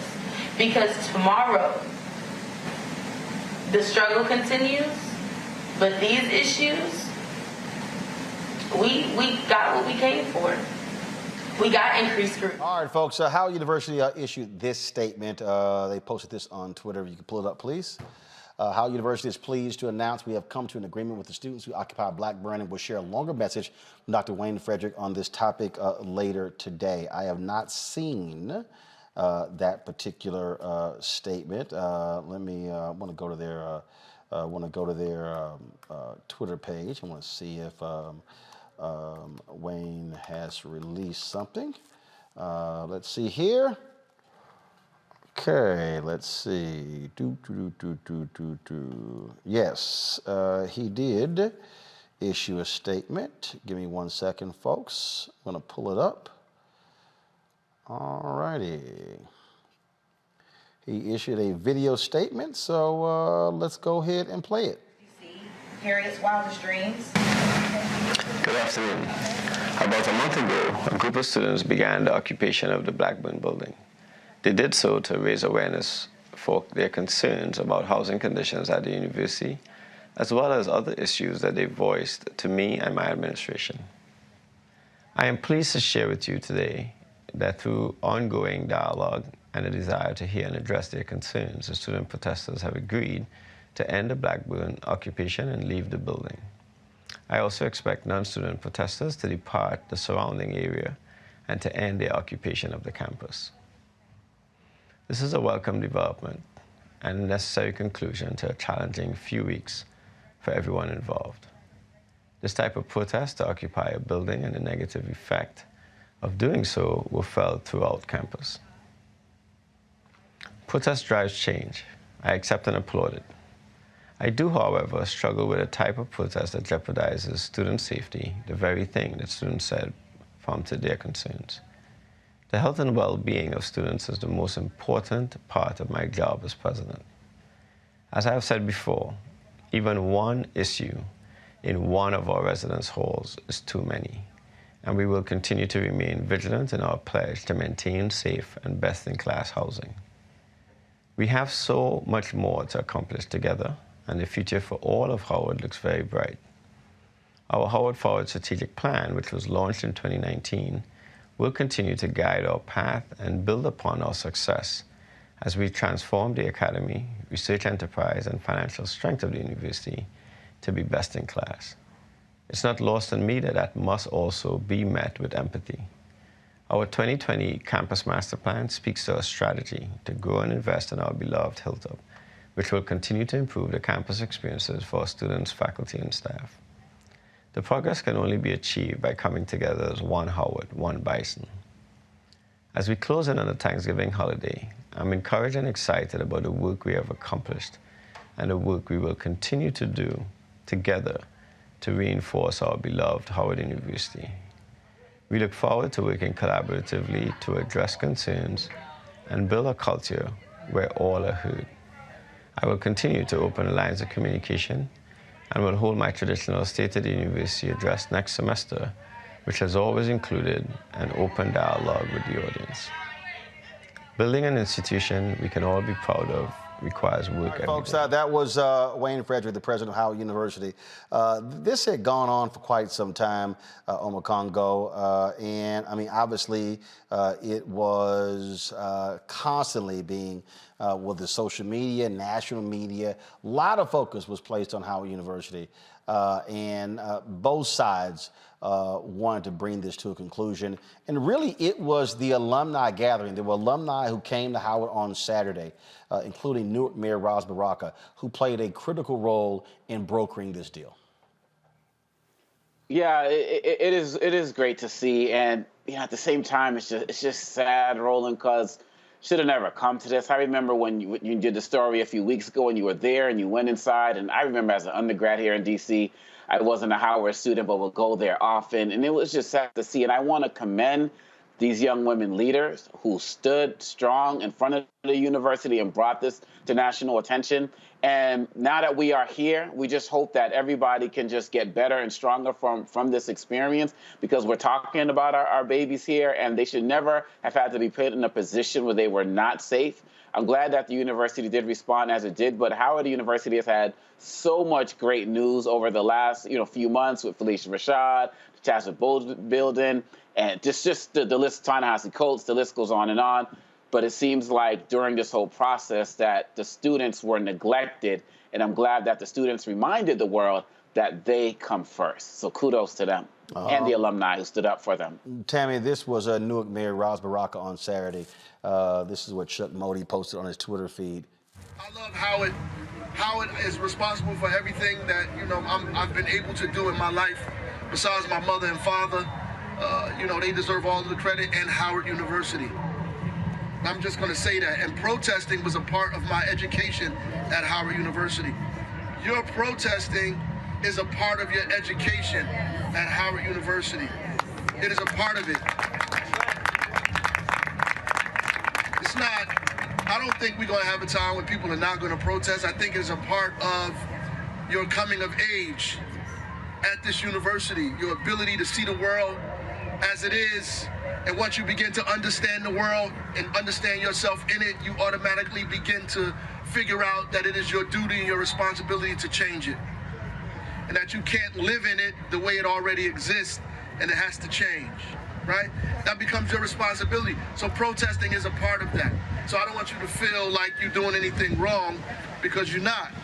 What you're doing is in the tradition of thousands of people that came before you, even the people we named the buildings after, were also protesters, and they're in many different ways. So I just want you to be clear on that and not be shamed by people who want you to be embarrassed by the fact that you are standing up for what you think is right, and they want you to believe that this is against Howard's tradition. No, it is in Howard's tradition that you do this. Tammy, Mayor Ras Baraka played a crucial role in going between the students and the administration and brokering this deal. And what you're seeing is not just at Howard University, other students. We talked about Tuskegee, how the students were sick and tired of the conditions with the band. Tuskegee responded, replaced the band director, and made other changes. Students are making it clear they're spending money on tuition and they want to use their voices. It's amazing, Roland, the fact that these young leaders are using their voices and speaking up, speaking out about the conditions they're facing and demanding change. I am so proud of the students of Howard. You know, before moving back to Texas, I was a senior attorney at DOJ in Washington, D.C. for 10 years, and so many of my friends attended Howard, my mentees attended Howard, so to see what those students were able to accomplish and to see their alumni rally around them to help bring this to national media attention so that they could get the change they deserve is amazing. It's also amazing that other students at other HBCUs are following suit and using their voices to speak up and protest so that they can have the change that they need. It's so incredibly inspiring to see this younger generation just being very courageous. Eugene? Look, that video was hard to watch, right? I mean, that video made Travis Scott's video look like golden PR. This comes down to be really simple. The students want a PR font, so now the university actually has to take actual action. The words fall on deaf ears when you come in and you say, "Oh, the health and safety of the students matter, and we care about how they protest and protest in a way that doesn't, put in jeopardy health and safety of people." Well, they would be protesting if these problems weren't persistent problems. They aren't new problems, but they're persistent problems. And so at this point in time, I'm glad there's a resolution. I'm glad there's a settlement. I'm glad that there's an understanding. But it's time for action. And if this president and this board can't take proper action, or they aren't, or they're going to take negligent action, then they'll all be resigned and tossed out. You can't protect the quote-unquote greatness and legacy of an institution if its current day leaders are literally tarnishing that institution. Because at the end of the day, these universities will not exist without the students. Students paying tuition. Well, I tell you, and also those the folks who were over the housing, as well as other areas, they also have been under intense pressure as well. And so we'll see what happens next. Got to go to a break. We come back. What happened today in the case of 3 white men on trial for killing Ahmaud Arbery? Their white defense attorney continues to antagonize and piss off black preachers. We'll discuss that next on Roland Martin Unfiltered on the Black Star Network. Oh, that spin class was brutal. Well, you can try using the Buick's massaging seat. Oh, yeah, that's nice. Can I use Apple CarPlay to put some music on? Sure, it's wireless. It's something we all like. Okay, hold on. What's your Buick's Wi-Fi password? Buick Envision 2021. Oh, you should pick something stronger. That's really predictable. That's a really tight spot. Don't worry, I used to hate parallel parking. Me too. Hey. Really outdid yourself. Yes, we did. The all-new Buick Envision, an SUV built around you, all of you. Once upon a time, there lived a princess with really long hair who was waiting for a prince to come save her. But really, who has time for that? Let's go. Feeling myself. I'm feeling She ordered herself a ladder with Prime one-day delivery, and she was out of there. I want some hood girls looking back at it and a good girl in my tax bracket. Now, her hairdressing empire is killing it. And the prince, well, who cares? Prime changes everything. Hi, I'm Gavin Houston. Hey, what's up, y'all? It's your boy Jacob Lattimore, and you're now watching Roland Martin right now.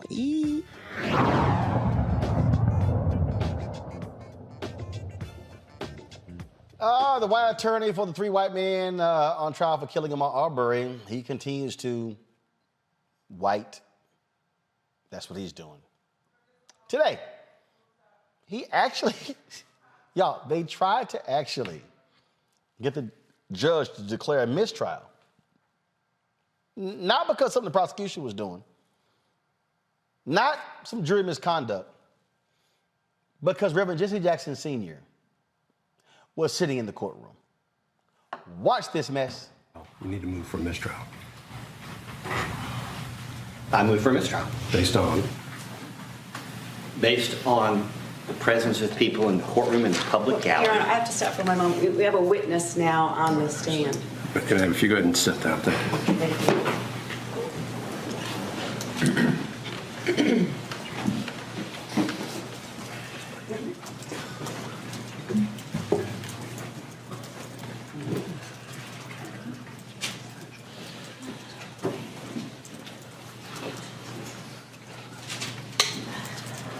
And I do actually very much appreciate the court helping me maintain a record on this. We formally moved for a mistrial under the 5th, 6th, and 14th Amendments of the U.S. Constitution, which parallel provisions of the Constitution of the state of Georgia. We contend that the atmosphere of the trial, both inside and outside the courtroom, at this point has deprived Mr. Bryan of his right to a fair trial. I understand that co-counsel vehemently disagree on some aspects of that motion, and if they don't want to join, that's their business.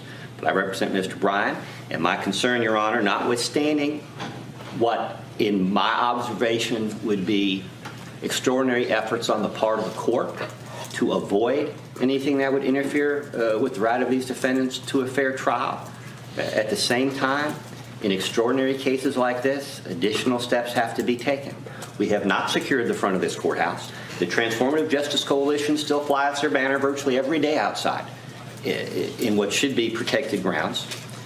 Your Honor, we have had numerous instances during several instances during jury selection of nonverbal communications between the victim's family and jurors, or from juror to the victim's family. We've had several emotional outbursts during the trial of this case, notwithstanding the substantial efforts of the court to ensure that they don't take place.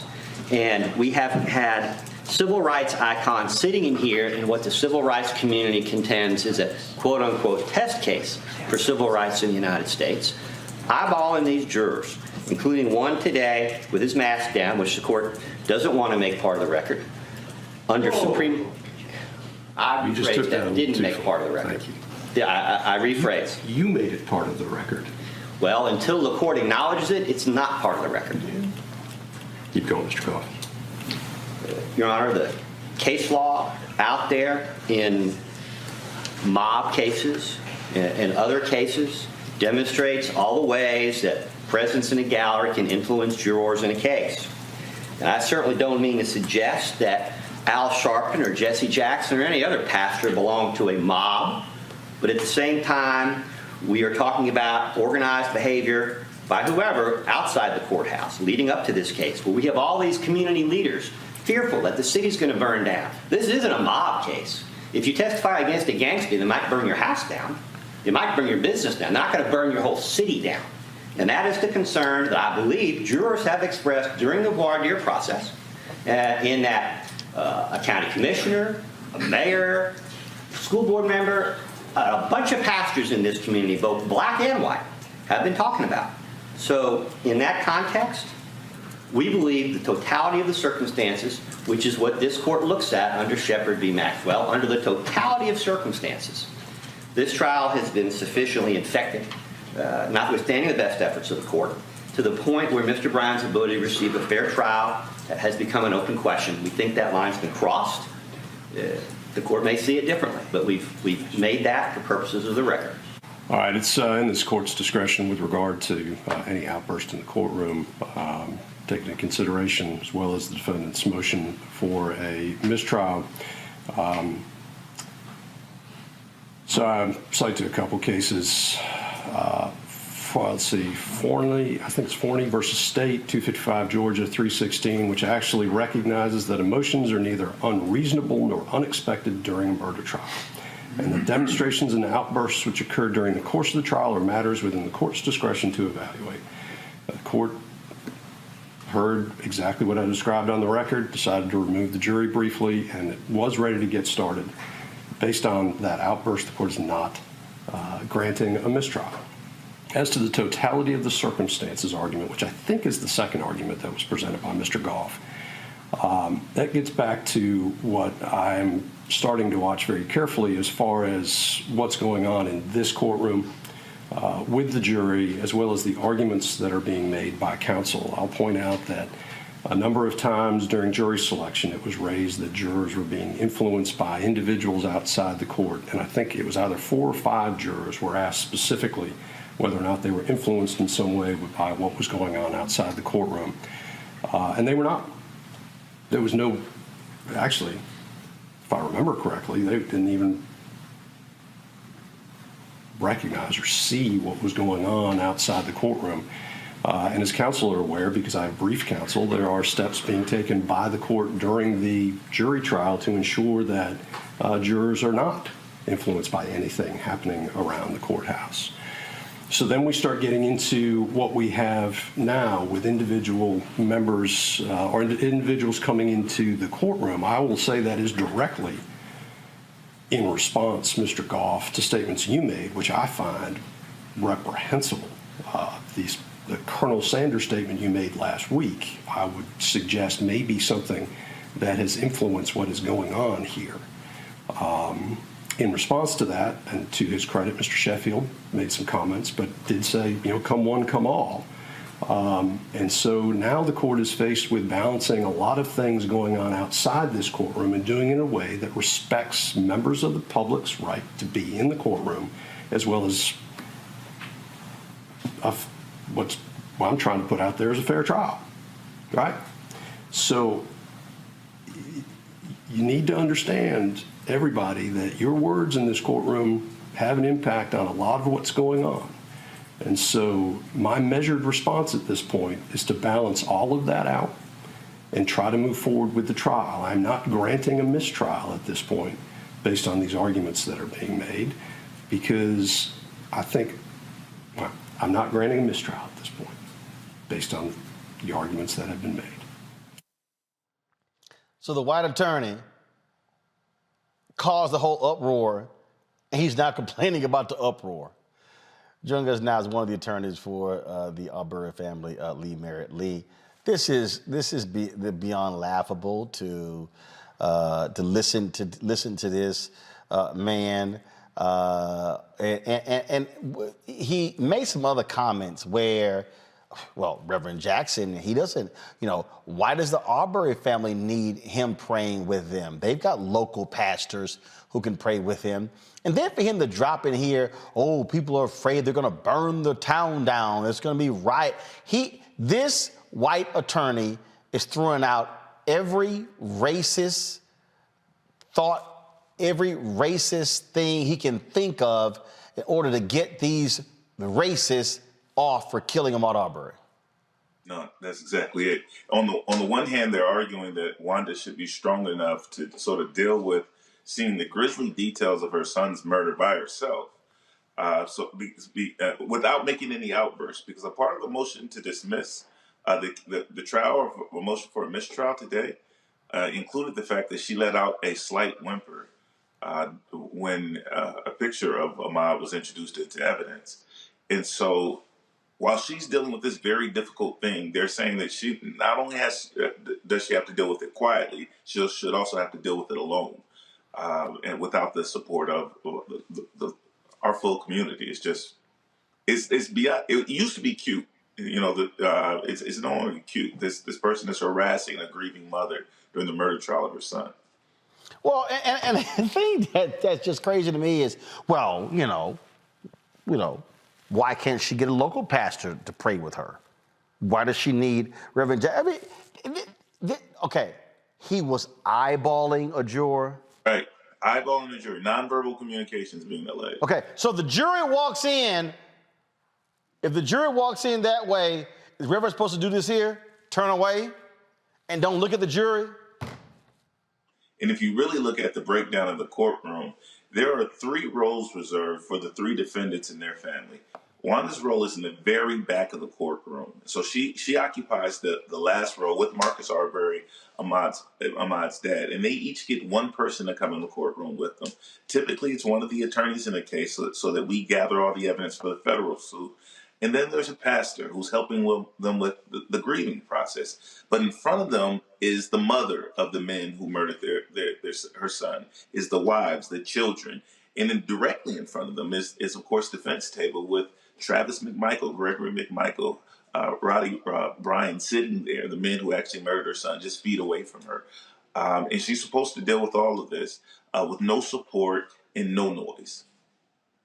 Well, I don't know what his attorney thinks, but guess what? He's about to see a whole bunch of black preachers and black people on Thursday at 11 a.m.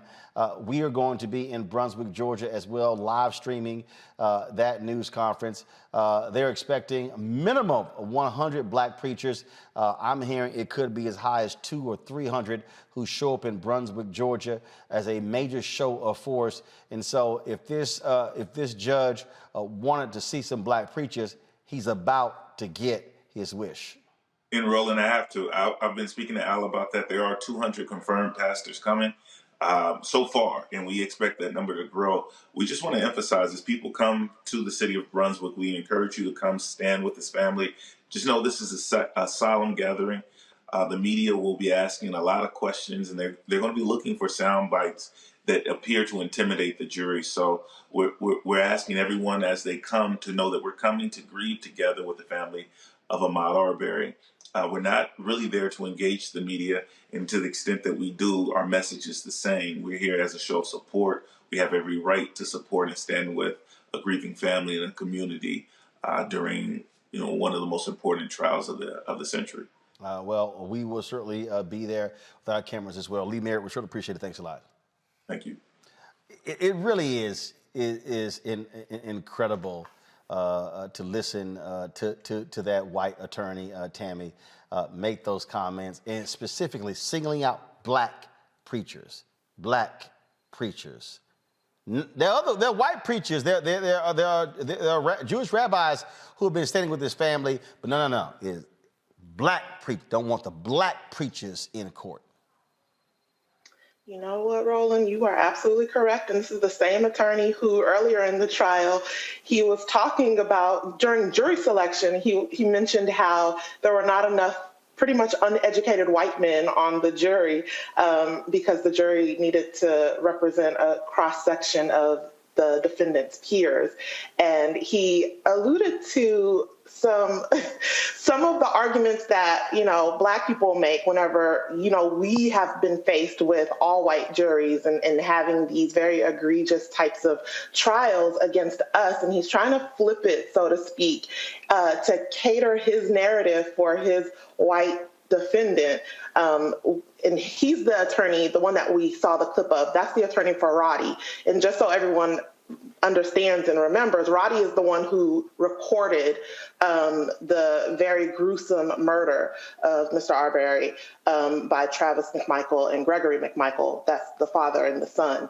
But this is ridiculous, and the attorney should be feeling very embarrassed, because I believe that the judge's response to this motion for a mistrial was extremely proper. The judge has been coming across as fair and impartial, and really has been trying to make sure that the trial is focused on both sides being able to present evidence and the jury being able to absorb that evidence and deliberate and come back with a verdict without any distractions. And I think this lawyer here, based off of the judge's response, the lawyer himself is the distraction at this point. Oh, absolutely. And in fact, Eugene Omokongo, I just want to play for you, again, even more insulting comments that Kevin Gold said as Reverend Jackson sat in the courtroom. Listen to this. The issue that Ray brought up previously is, how many pastors does the Arbery family have? We had the Reverend Al Sharpton here earlier, last week, and I'm not keeping track, and I think the court has indicated the court doesn't intend to ask anyone to keep track of who was in the gallery. But I don't know who Mr. Jackson, Reverend Jackson, is pastoring here.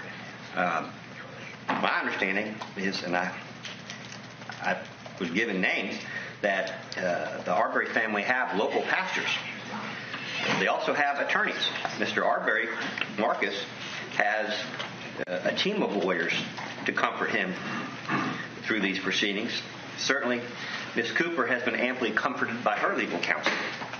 And we are concerned about whether it's conscious or unconscious, the impact of their presence with respect to the jury and with respect to the proceedings in this case. And I guess the next question is, which pastor is next? Is Raphael Warnock going to be the next person appearing this afternoon? We don't know. Your Honor, I would submit, with all respect to the Reverend Jesse Jackson, that this is no different than bringing in police officers or uniformed prison guards in a small town where a young black man has been accused of assaulting a law enforcement officer or corrections officer. As I have noted before, the city of Brunswick is indeed a fishbowl. Your Honor, I understand that the court, maybe I misunderstood the court the other day, but I think the court had indicated it was the court's understanding or assumption that the Arbery family is giving up seats in the public gallery so that these gentlemen may be present. With all due respect, Your Honor, the seats in the public gallery of a courtroom are not like courtside seats at a Lakers game. There are no First Amendment rights in the public gallery of a courtroom. There is no standing of any particular individual to be present in the public gallery of a courtroom. And there is no reason for these prominent icons in the civil rights movement to be here. This is a case that has been postured in. So here's what's a trip to me, Congo. He's whining and complaining. Did you see the white woman who was in front of the Reverend Jackson?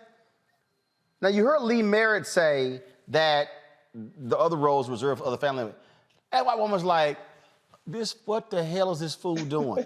You heard the judge also say, your other counsel, they disagree with you. The other guys like, man, if you don't sit your ass down, you about to make this thing worse for us. It was sad, man. First of all, on a good note, I got to give props. This kind of connects to your last segment, quite honestly, because to see the young people protesting and to see our elders, Reverend Jackson, just shows that, we're in a really good space of where we're going and where we've been. So I wanted to give a shout out as it relates to that.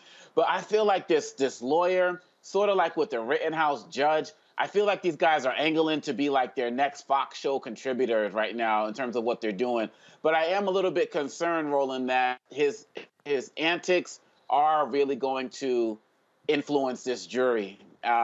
He said, to go to what Tammy was saying earlier, we need more Bubbas, on the jury. And I feel like what he's doing might be successful. And that's the part that kind of scares me, because this judge is not being assertive enough in shutting him down. Well, here's the deal. He's making the arguments outside the presence of the jury, but what he's also doing with the constant interrupting Eugene, it does have an impact as well. He wants to disrupt the flow of the trial, and what's going to happen on Thursday? You're going to have a show of force, and he's going to be able to say, "See, look at all these preachers here." Well, you open that can of worms, deal with it. Look, mess around. Find out. And that's what's going to happen here. Look, the thing is this defense attorney has pretty much let us know that he's a racist above racist, right?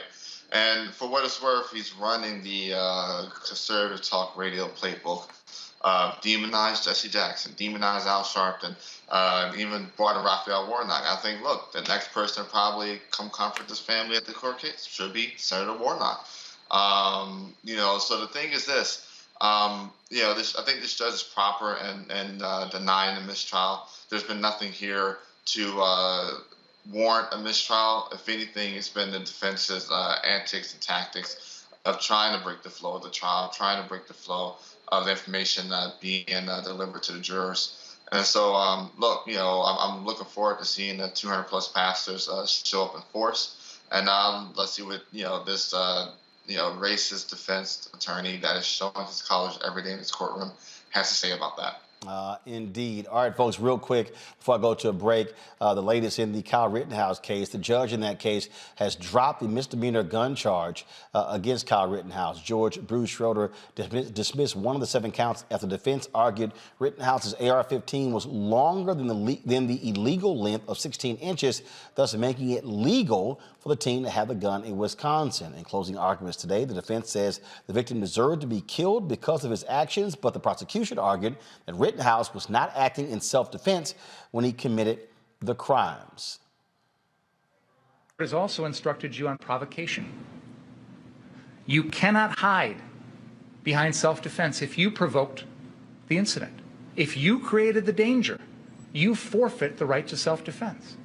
By bringing that gun, aiming it at people, threatening people's lives, the defendant provoked everything. And if he does that, he has to exhaust all reasonable means to avoid a confrontation. All reasonable means. So if Joseph Rosenbaum's running at him, Joseph Rosenbaum is no threat to his life. And not only is the defendant expected to run, he's expected to yell, push, shove that rag doll around, run back for help, call 911, call for help, do all sorts of other things besides just turn and fire 4 shots. Kyle shot Joseph Rosenbaum to stop a threat to his person. And I'm glad he shot him, because if Joseph Rosenbaum had got that gun, I don't for a minute believe he wouldn't have used it against somebody else. He was irrational and crazy. Rittenhouse killed 2 men and gravely injured another during anti-racism protests in Kenosha, Wisconsin on August 25th, 2020. We'll keep you updated as the jury begins deliberations. A federal court has rejected the appeal for Oklahoma inmate Julius Jones and 3 other death row inmates set to face execution in the next few months. Jones is scheduled to die on this Thursday, unless Oklahoma Governor Kevin Stitt rules to grant clemency in his particular case. The Oklahoma inmate has received recommendations from the Oklahoma Parole Board for clemency and commutation, not once but twice. However, Stitt has not said a word on the case. All right, folks, got to go to a break. We come back. Beto O'Rourke. Is he running for governor of Texas? He makes his announcement. You're watching Roland Martin Unfiltered on the Black Star Network.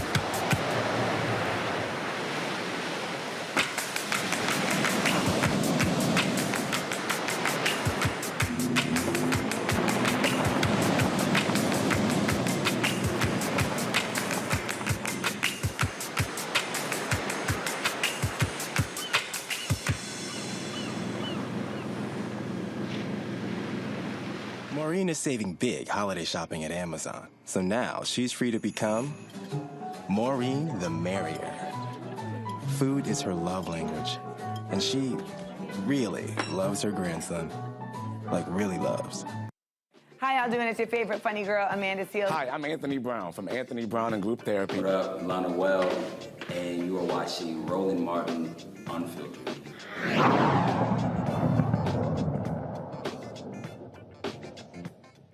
Former U.S. Congressman as well as U.S. Senate candidate Beto O'Rourke, he says he is ready to challenge Republican Texas Governor Greg Abbott in the race next year. He made the announcement official today.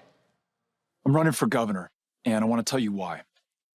This past February, when the electricity grid failed and millions of our fellow Texans were without power, which meant that the lights wouldn't turn on, the heat wouldn't run, and pretty soon their pipes froze and the water stopped flowing, they were abandoned by those who were elected to serve and look out for them. It's a symptom of a much larger problem that we have in Texas right now. Those in positions of public trust have stopped listening to, serving, and paying attention to, and trusting the people of Texas. And so they're not focused on the things that we really want them to do, like making sure that we have a functioning electricity grid, or that we're creating the best jobs in America right here in Texas, or that we have world-class schools, or that we make progress on the things that most of us actually agree on, like expanding Medicaid or legalizing marijuana. Instead, they're focusing on the kind of extremist policies around abortion or permitless carry, or even in our schools, that really only divide us and keep us apart and stop us from working together on the truly big things that we want to achieve for one another. It's a really small vision for such a big state, but it doesn't have to be that way. And I know that together we can get back to being big again, because I saw that in February when the electricity grid failed and those in power failed all of us. It was the people of Texas who were willing to put their differences behind them and get to work doing the job at hand, which meant helping our fellow Texans get through that crisis. We did this out of a sense of duty and responsibility to one another. Now imagine if the governor of Texas felt that same way. Well, there's something that you and I can do about that. I want you to be part of this campaign. And whether that begins today with a campaign contribution, or signing up for a volunteer shift, or just committing yourself to talking with your friends and family about how important this election is, I want you on the team. And I want to win this with you and for all the people of Texas. I'm looking forward to seeing you out there on the campaign trail. Thank you. Well, Tammy, Greg Abbott is facing challenges in his own party. A lot of people have been very unhappy with him in the state when it comes to the pandemic response, but also not allowing folks to invoke their own mask mandates. And so we know Beto can raise a whole lot of money. The question is, can he rally Texas Democrats and put them over the hump to beat Greg Abbott? Your thoughts? You know, as a fellow Texan, Roland, we all felt Beto O'Rourke's impact whenever he ran in 2018 against Ted Cruz and narrowly lost to him.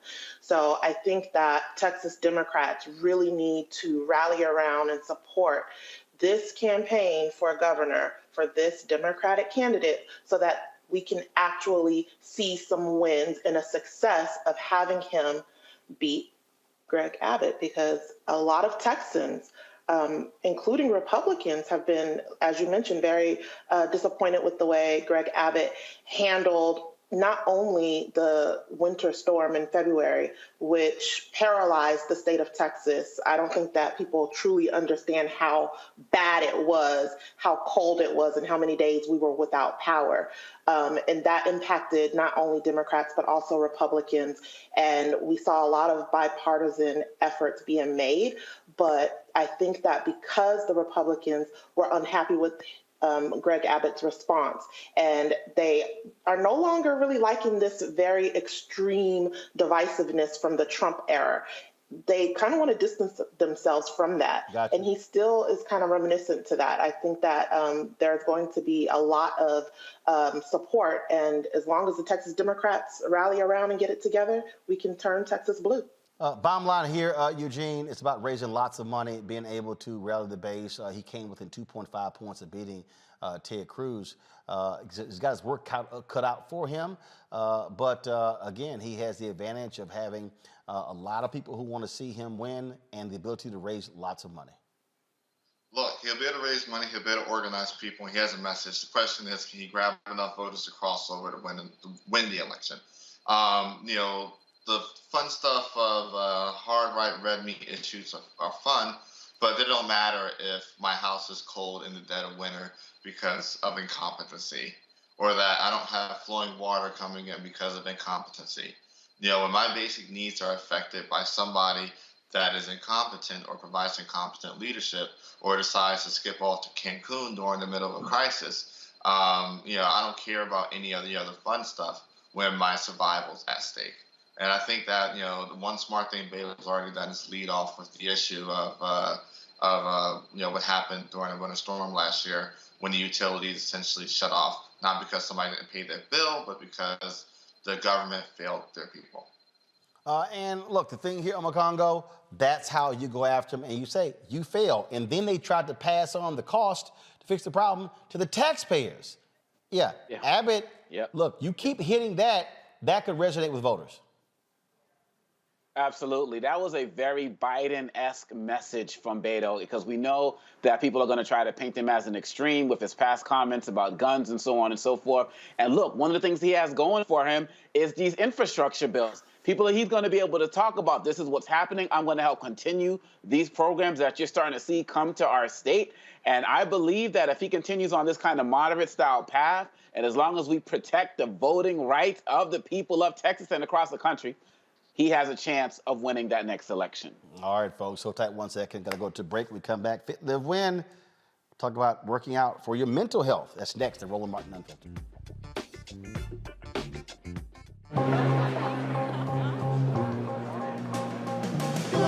Are the stars out tonight?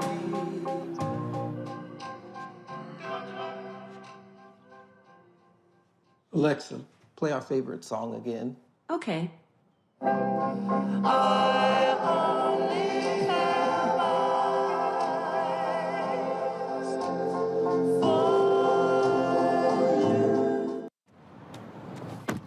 Oh, that spin class was brutal. Well, you can try using the Buick's massaging seat. Ooh, yeah, that's nice.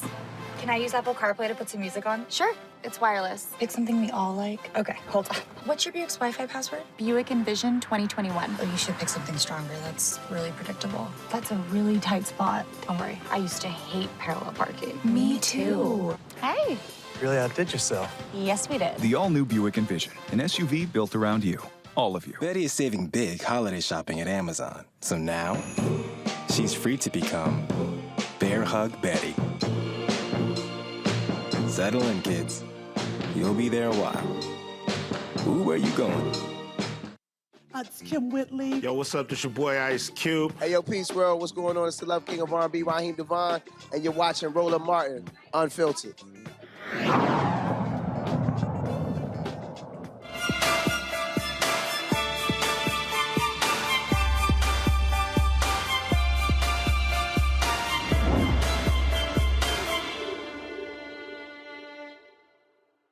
All right, folks, many people work out because they want to improve their physical health, improve their body. But how does it impact your mental health?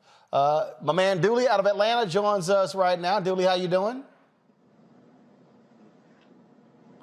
All right, I think you're on mute. Are you on mute? Talk. Talk, Dooley. Dooley, can you hear me? Yeah, how you doing, Roland? I can hear you, man. There you go. There you go. You could help us by taking that awful hat off, but that's another story. Oh, man. Come on, man, Roland. It's my week, brother. It's my week. But what's that? My whole week. What do you mean your whole week? Come on, man. Obviously, you know. I don't. Obviously, you know what this week is. I don't. It's the greatest fraternities in the world, Founders Day, and that's where I got this hat on for, Roland. Oh, I think you're greatly confused. Because I thought you said it's the week. I mean, it is a great week considering my birthday was yesterday, so that's probably why I say great week. But trust me, it is not because. That's why you share it with us. That's why you share it with us, man. It's not because of that youth group that you belong to. All right, yeah, that junior fraternity. All right, so let's talk about this here. The idea of working out for your mental health. How so? Well, you think about it, man. Like, we're talking about working out and improving the mood. We're talking about blood circulation. We're talking about all things flowing properly. That's why I said working out, and you know this to be true. Like I said, as you get older and as we start and stop being able to produce and do certain things, you got to find you something, man, to get that body flowing, get some circulation. Like, you got to think, everybody waking up stiff and sore and all that. That's why working out, keeping that body moving is so important, brother. Well, look, I know some people who, I mean, they say, look, it allows them to step away. It allows them to free their mind up, by working out. Some do it by walking, by being able to, to walk outdoors. Because also the stress levels that with us also impact. People have depression. They have anxiety, and so I know many who say working out matters. Yeah, and you think about it, you look at like the rates now, I'm sure that number has quadrupled since the pandemic. And that's why I was telling people when we was confined to the house for so long, and you look at it like, if you was to pull some numbers, I had some earlier too, I should have brought them, but you like that number is almost quadruple when you start thinking about anxiety and depression. So the number one way to free that up is, like you just said, man, getting active, working out, getting outside, and keeping that body moving. It absolutely does matter. Eugene, you were doing that for a while, beating back your diabetes. Was it important for your mental health? Absolutely. You know, it was extremely important for mental health. You know, without it, probably be able to sit here and go back and forth with you a couple years later. Yeah. Absolutely. Question, Tammy, Congo, what you got for Dooley? Well, you know, as someone who has a degree in exercise science from the University of Houston, I agree with everything that you're saying. Yeah, hold on. You got a degree in, hold on, girl. How many jobs you got? You got a degree in exercise science. You a part attorney. You ran for Congress. How many jobs you got? Sure did. That girl's credentials is long. My credentials are a CVS receipt. Theirs is a business card. She's done a lot of stuff. That's H-Town, hold it down. That's that H-Town. You know what I'm saying? I came Exercise science? Exercise science from the University of Houston. Sure did. I was a personal trainer before I went to chiropractic school. Sure did. But I only did that for 1 year. You only did it for 1 year. What happened? They drove you crazy? Absolutely. Listen, I was like, you know what? There's a lot of memorizing. Let me go to law school. Yep. All right. What's your question or statement for Dooley? Go ahead. Dooley, so what types of exercises do you recommend for us busy professionals? That's why you have to find something online. But like I said, you're not going to have time to get up in the gym. You very rarely have time to get leave the office. So you start thinking about you find something online. You can literally sit at your desk with your stapler, your phone, your water bottle, and get a complete workout in. You just got to find something to stimulate your brain. Like I said, you sitting there, you're doing the same things. You got to find something to challenge you. Like I said, physically, I literally can draw a workout up, keep going, Ron. Let's keep going. And then go out to the side now. You give me 100 of those. After that 99, you're going to be feeling it. Hold up. You got to find you something that fits your schedule. I got a bottle of water, some hand sanitizer. Just go like Lord. Give me a wide, absolutely. Give me a wide shot, Anthony. Yeah. Yeah, form is a little off. Desk, use a hand sanitizer and use some water. I love it. That's all you need. That's all you need. Hey, matter of fact, bro, just hold it. Just hold it. Just hold it. Just hold it. Black power.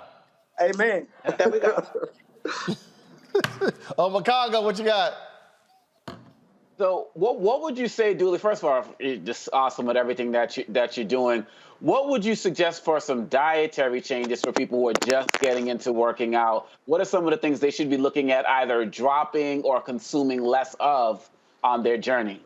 And like we was talking earlier, I always tell people we do it blood type based. You got to do what works for you. Like I can sit up here and tell you what works for me. I'm O positive blood type, but you need to dig more too and what's flowing through your body. That's what we're made of, our blood types. So you need to eat based off your blood type. You need to diet based off your blood type. You need to find out what things your body are rejecting and things your body are retaining, and that's how you determine what you should and shouldn't be eating. I never tell people to eat or drink what I eat or drink.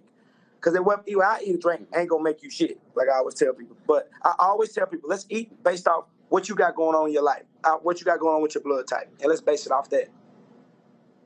All right, then. So, again, folks, your mental health is important. And so, please, if you're going to exercise, don't do it just for physical. Also, do it for you to be able to get out and keep it straight. All right, Dooley, where can people reach you? At Effect Fitness on Instagram, at Effect Fitness on Facebook. And if you get a chance, man, go download our app, Effect On Demand. Best app we got. Best thing smoking. So last question for you. Okay, so what in the hell I do if I'm using my water bottle to work out, but then I finish drinking it? Now you need another water bottle. I mean, do I do pinky raises? Yeah, keep going. Just keep going. All right, Dooley, I appreciate it. Thanks a lot. All right, man. All right, Tammy, Eugene, Macongo, I appreciate it. Thanks for joining us on today's panel. Folks, if y'all want to support what we do, please download the Black Star Network app. I had a brother send me a tweet just a moment ago. He said, man, Twitter was buffering, but I'm glad I got the Black Star Network app. See, I told y'all. See, y'all ain't got to worry about no Instagram, Twitter, Facebook. Download the app. You can watch the show that way. And we're about to launch some new shows, so you definitely want to do that. All platforms, Apple phone, Android phone, Apple TV, Android TV, Roku, Xbox, Samsung, Amazon Fire TV as well. Come on, come on, come on. Anthony, come on, show the graphic. Come on, come on, let's go. I already ran through all of them already. Let's go. All right, y'all. So that's how you download the app right there. You can also support our Bring the Funk fan club. Every dollar you give goes to support the show. Cash App is $RM Unfiltered. PayPal is R Martin Unfiltered. Venmo is venmo.com/RM Unfiltered. Zelle, Roland at RolandSMartin.com. Roland at RolandMartinUnfiltered.com. Folks, that is it for us. Don't forget, we're going to be in Brunswick, Georgia on Wednesday and Thursday. And I'm in New York City on Friday. Crazy busy week. So we appreciate it. Again, your dollars makes it possible. Support the show. We may also thank the partners, our advertising partners. Verizon just started today. Thank you very much, Verizon. We've got Amazon, Buick, and Nissan. Thank you so very much as well. I appreciate those companies that support Black-owned media. Why? Because hashtag Black-owned media matters. I will see y'all tomorrow right here. Roland Martin Unfiltered, Black Star Network. Holla!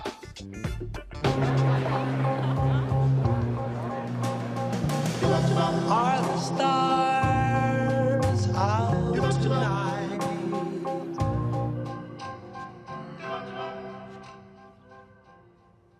Alexa, play our favorite song again. Okay. I only have eyes for you.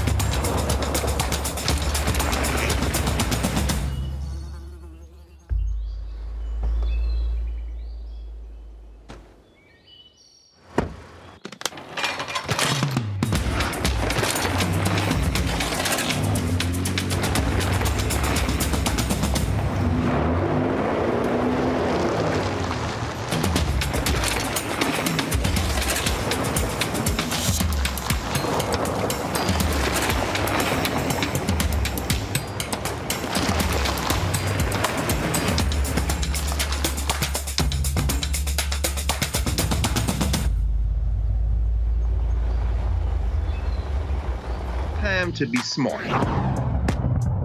Roland Martin's doing this every day. Oh, no punches! Thank you, Roland Martin, for always giving voice to the issues. Look for Roland Martin in the whirlwind, to quote Marcus Garvey again. The video looks phenomenal, so I'm really excited to see it on my big screen. Support this man, Black Media. He makes sure that our stories are told. See, this difference between Black Star Network and Black-owned media and something like CNN. I got to defer to the brilliance of Dr. Carr and to the brilliance of the Black Star Network. I am rolling with Roland all the way. Honored to be on a show that you own. A black man owns the show. Folks, Black Star Network is here. I'm real revolutionary right now.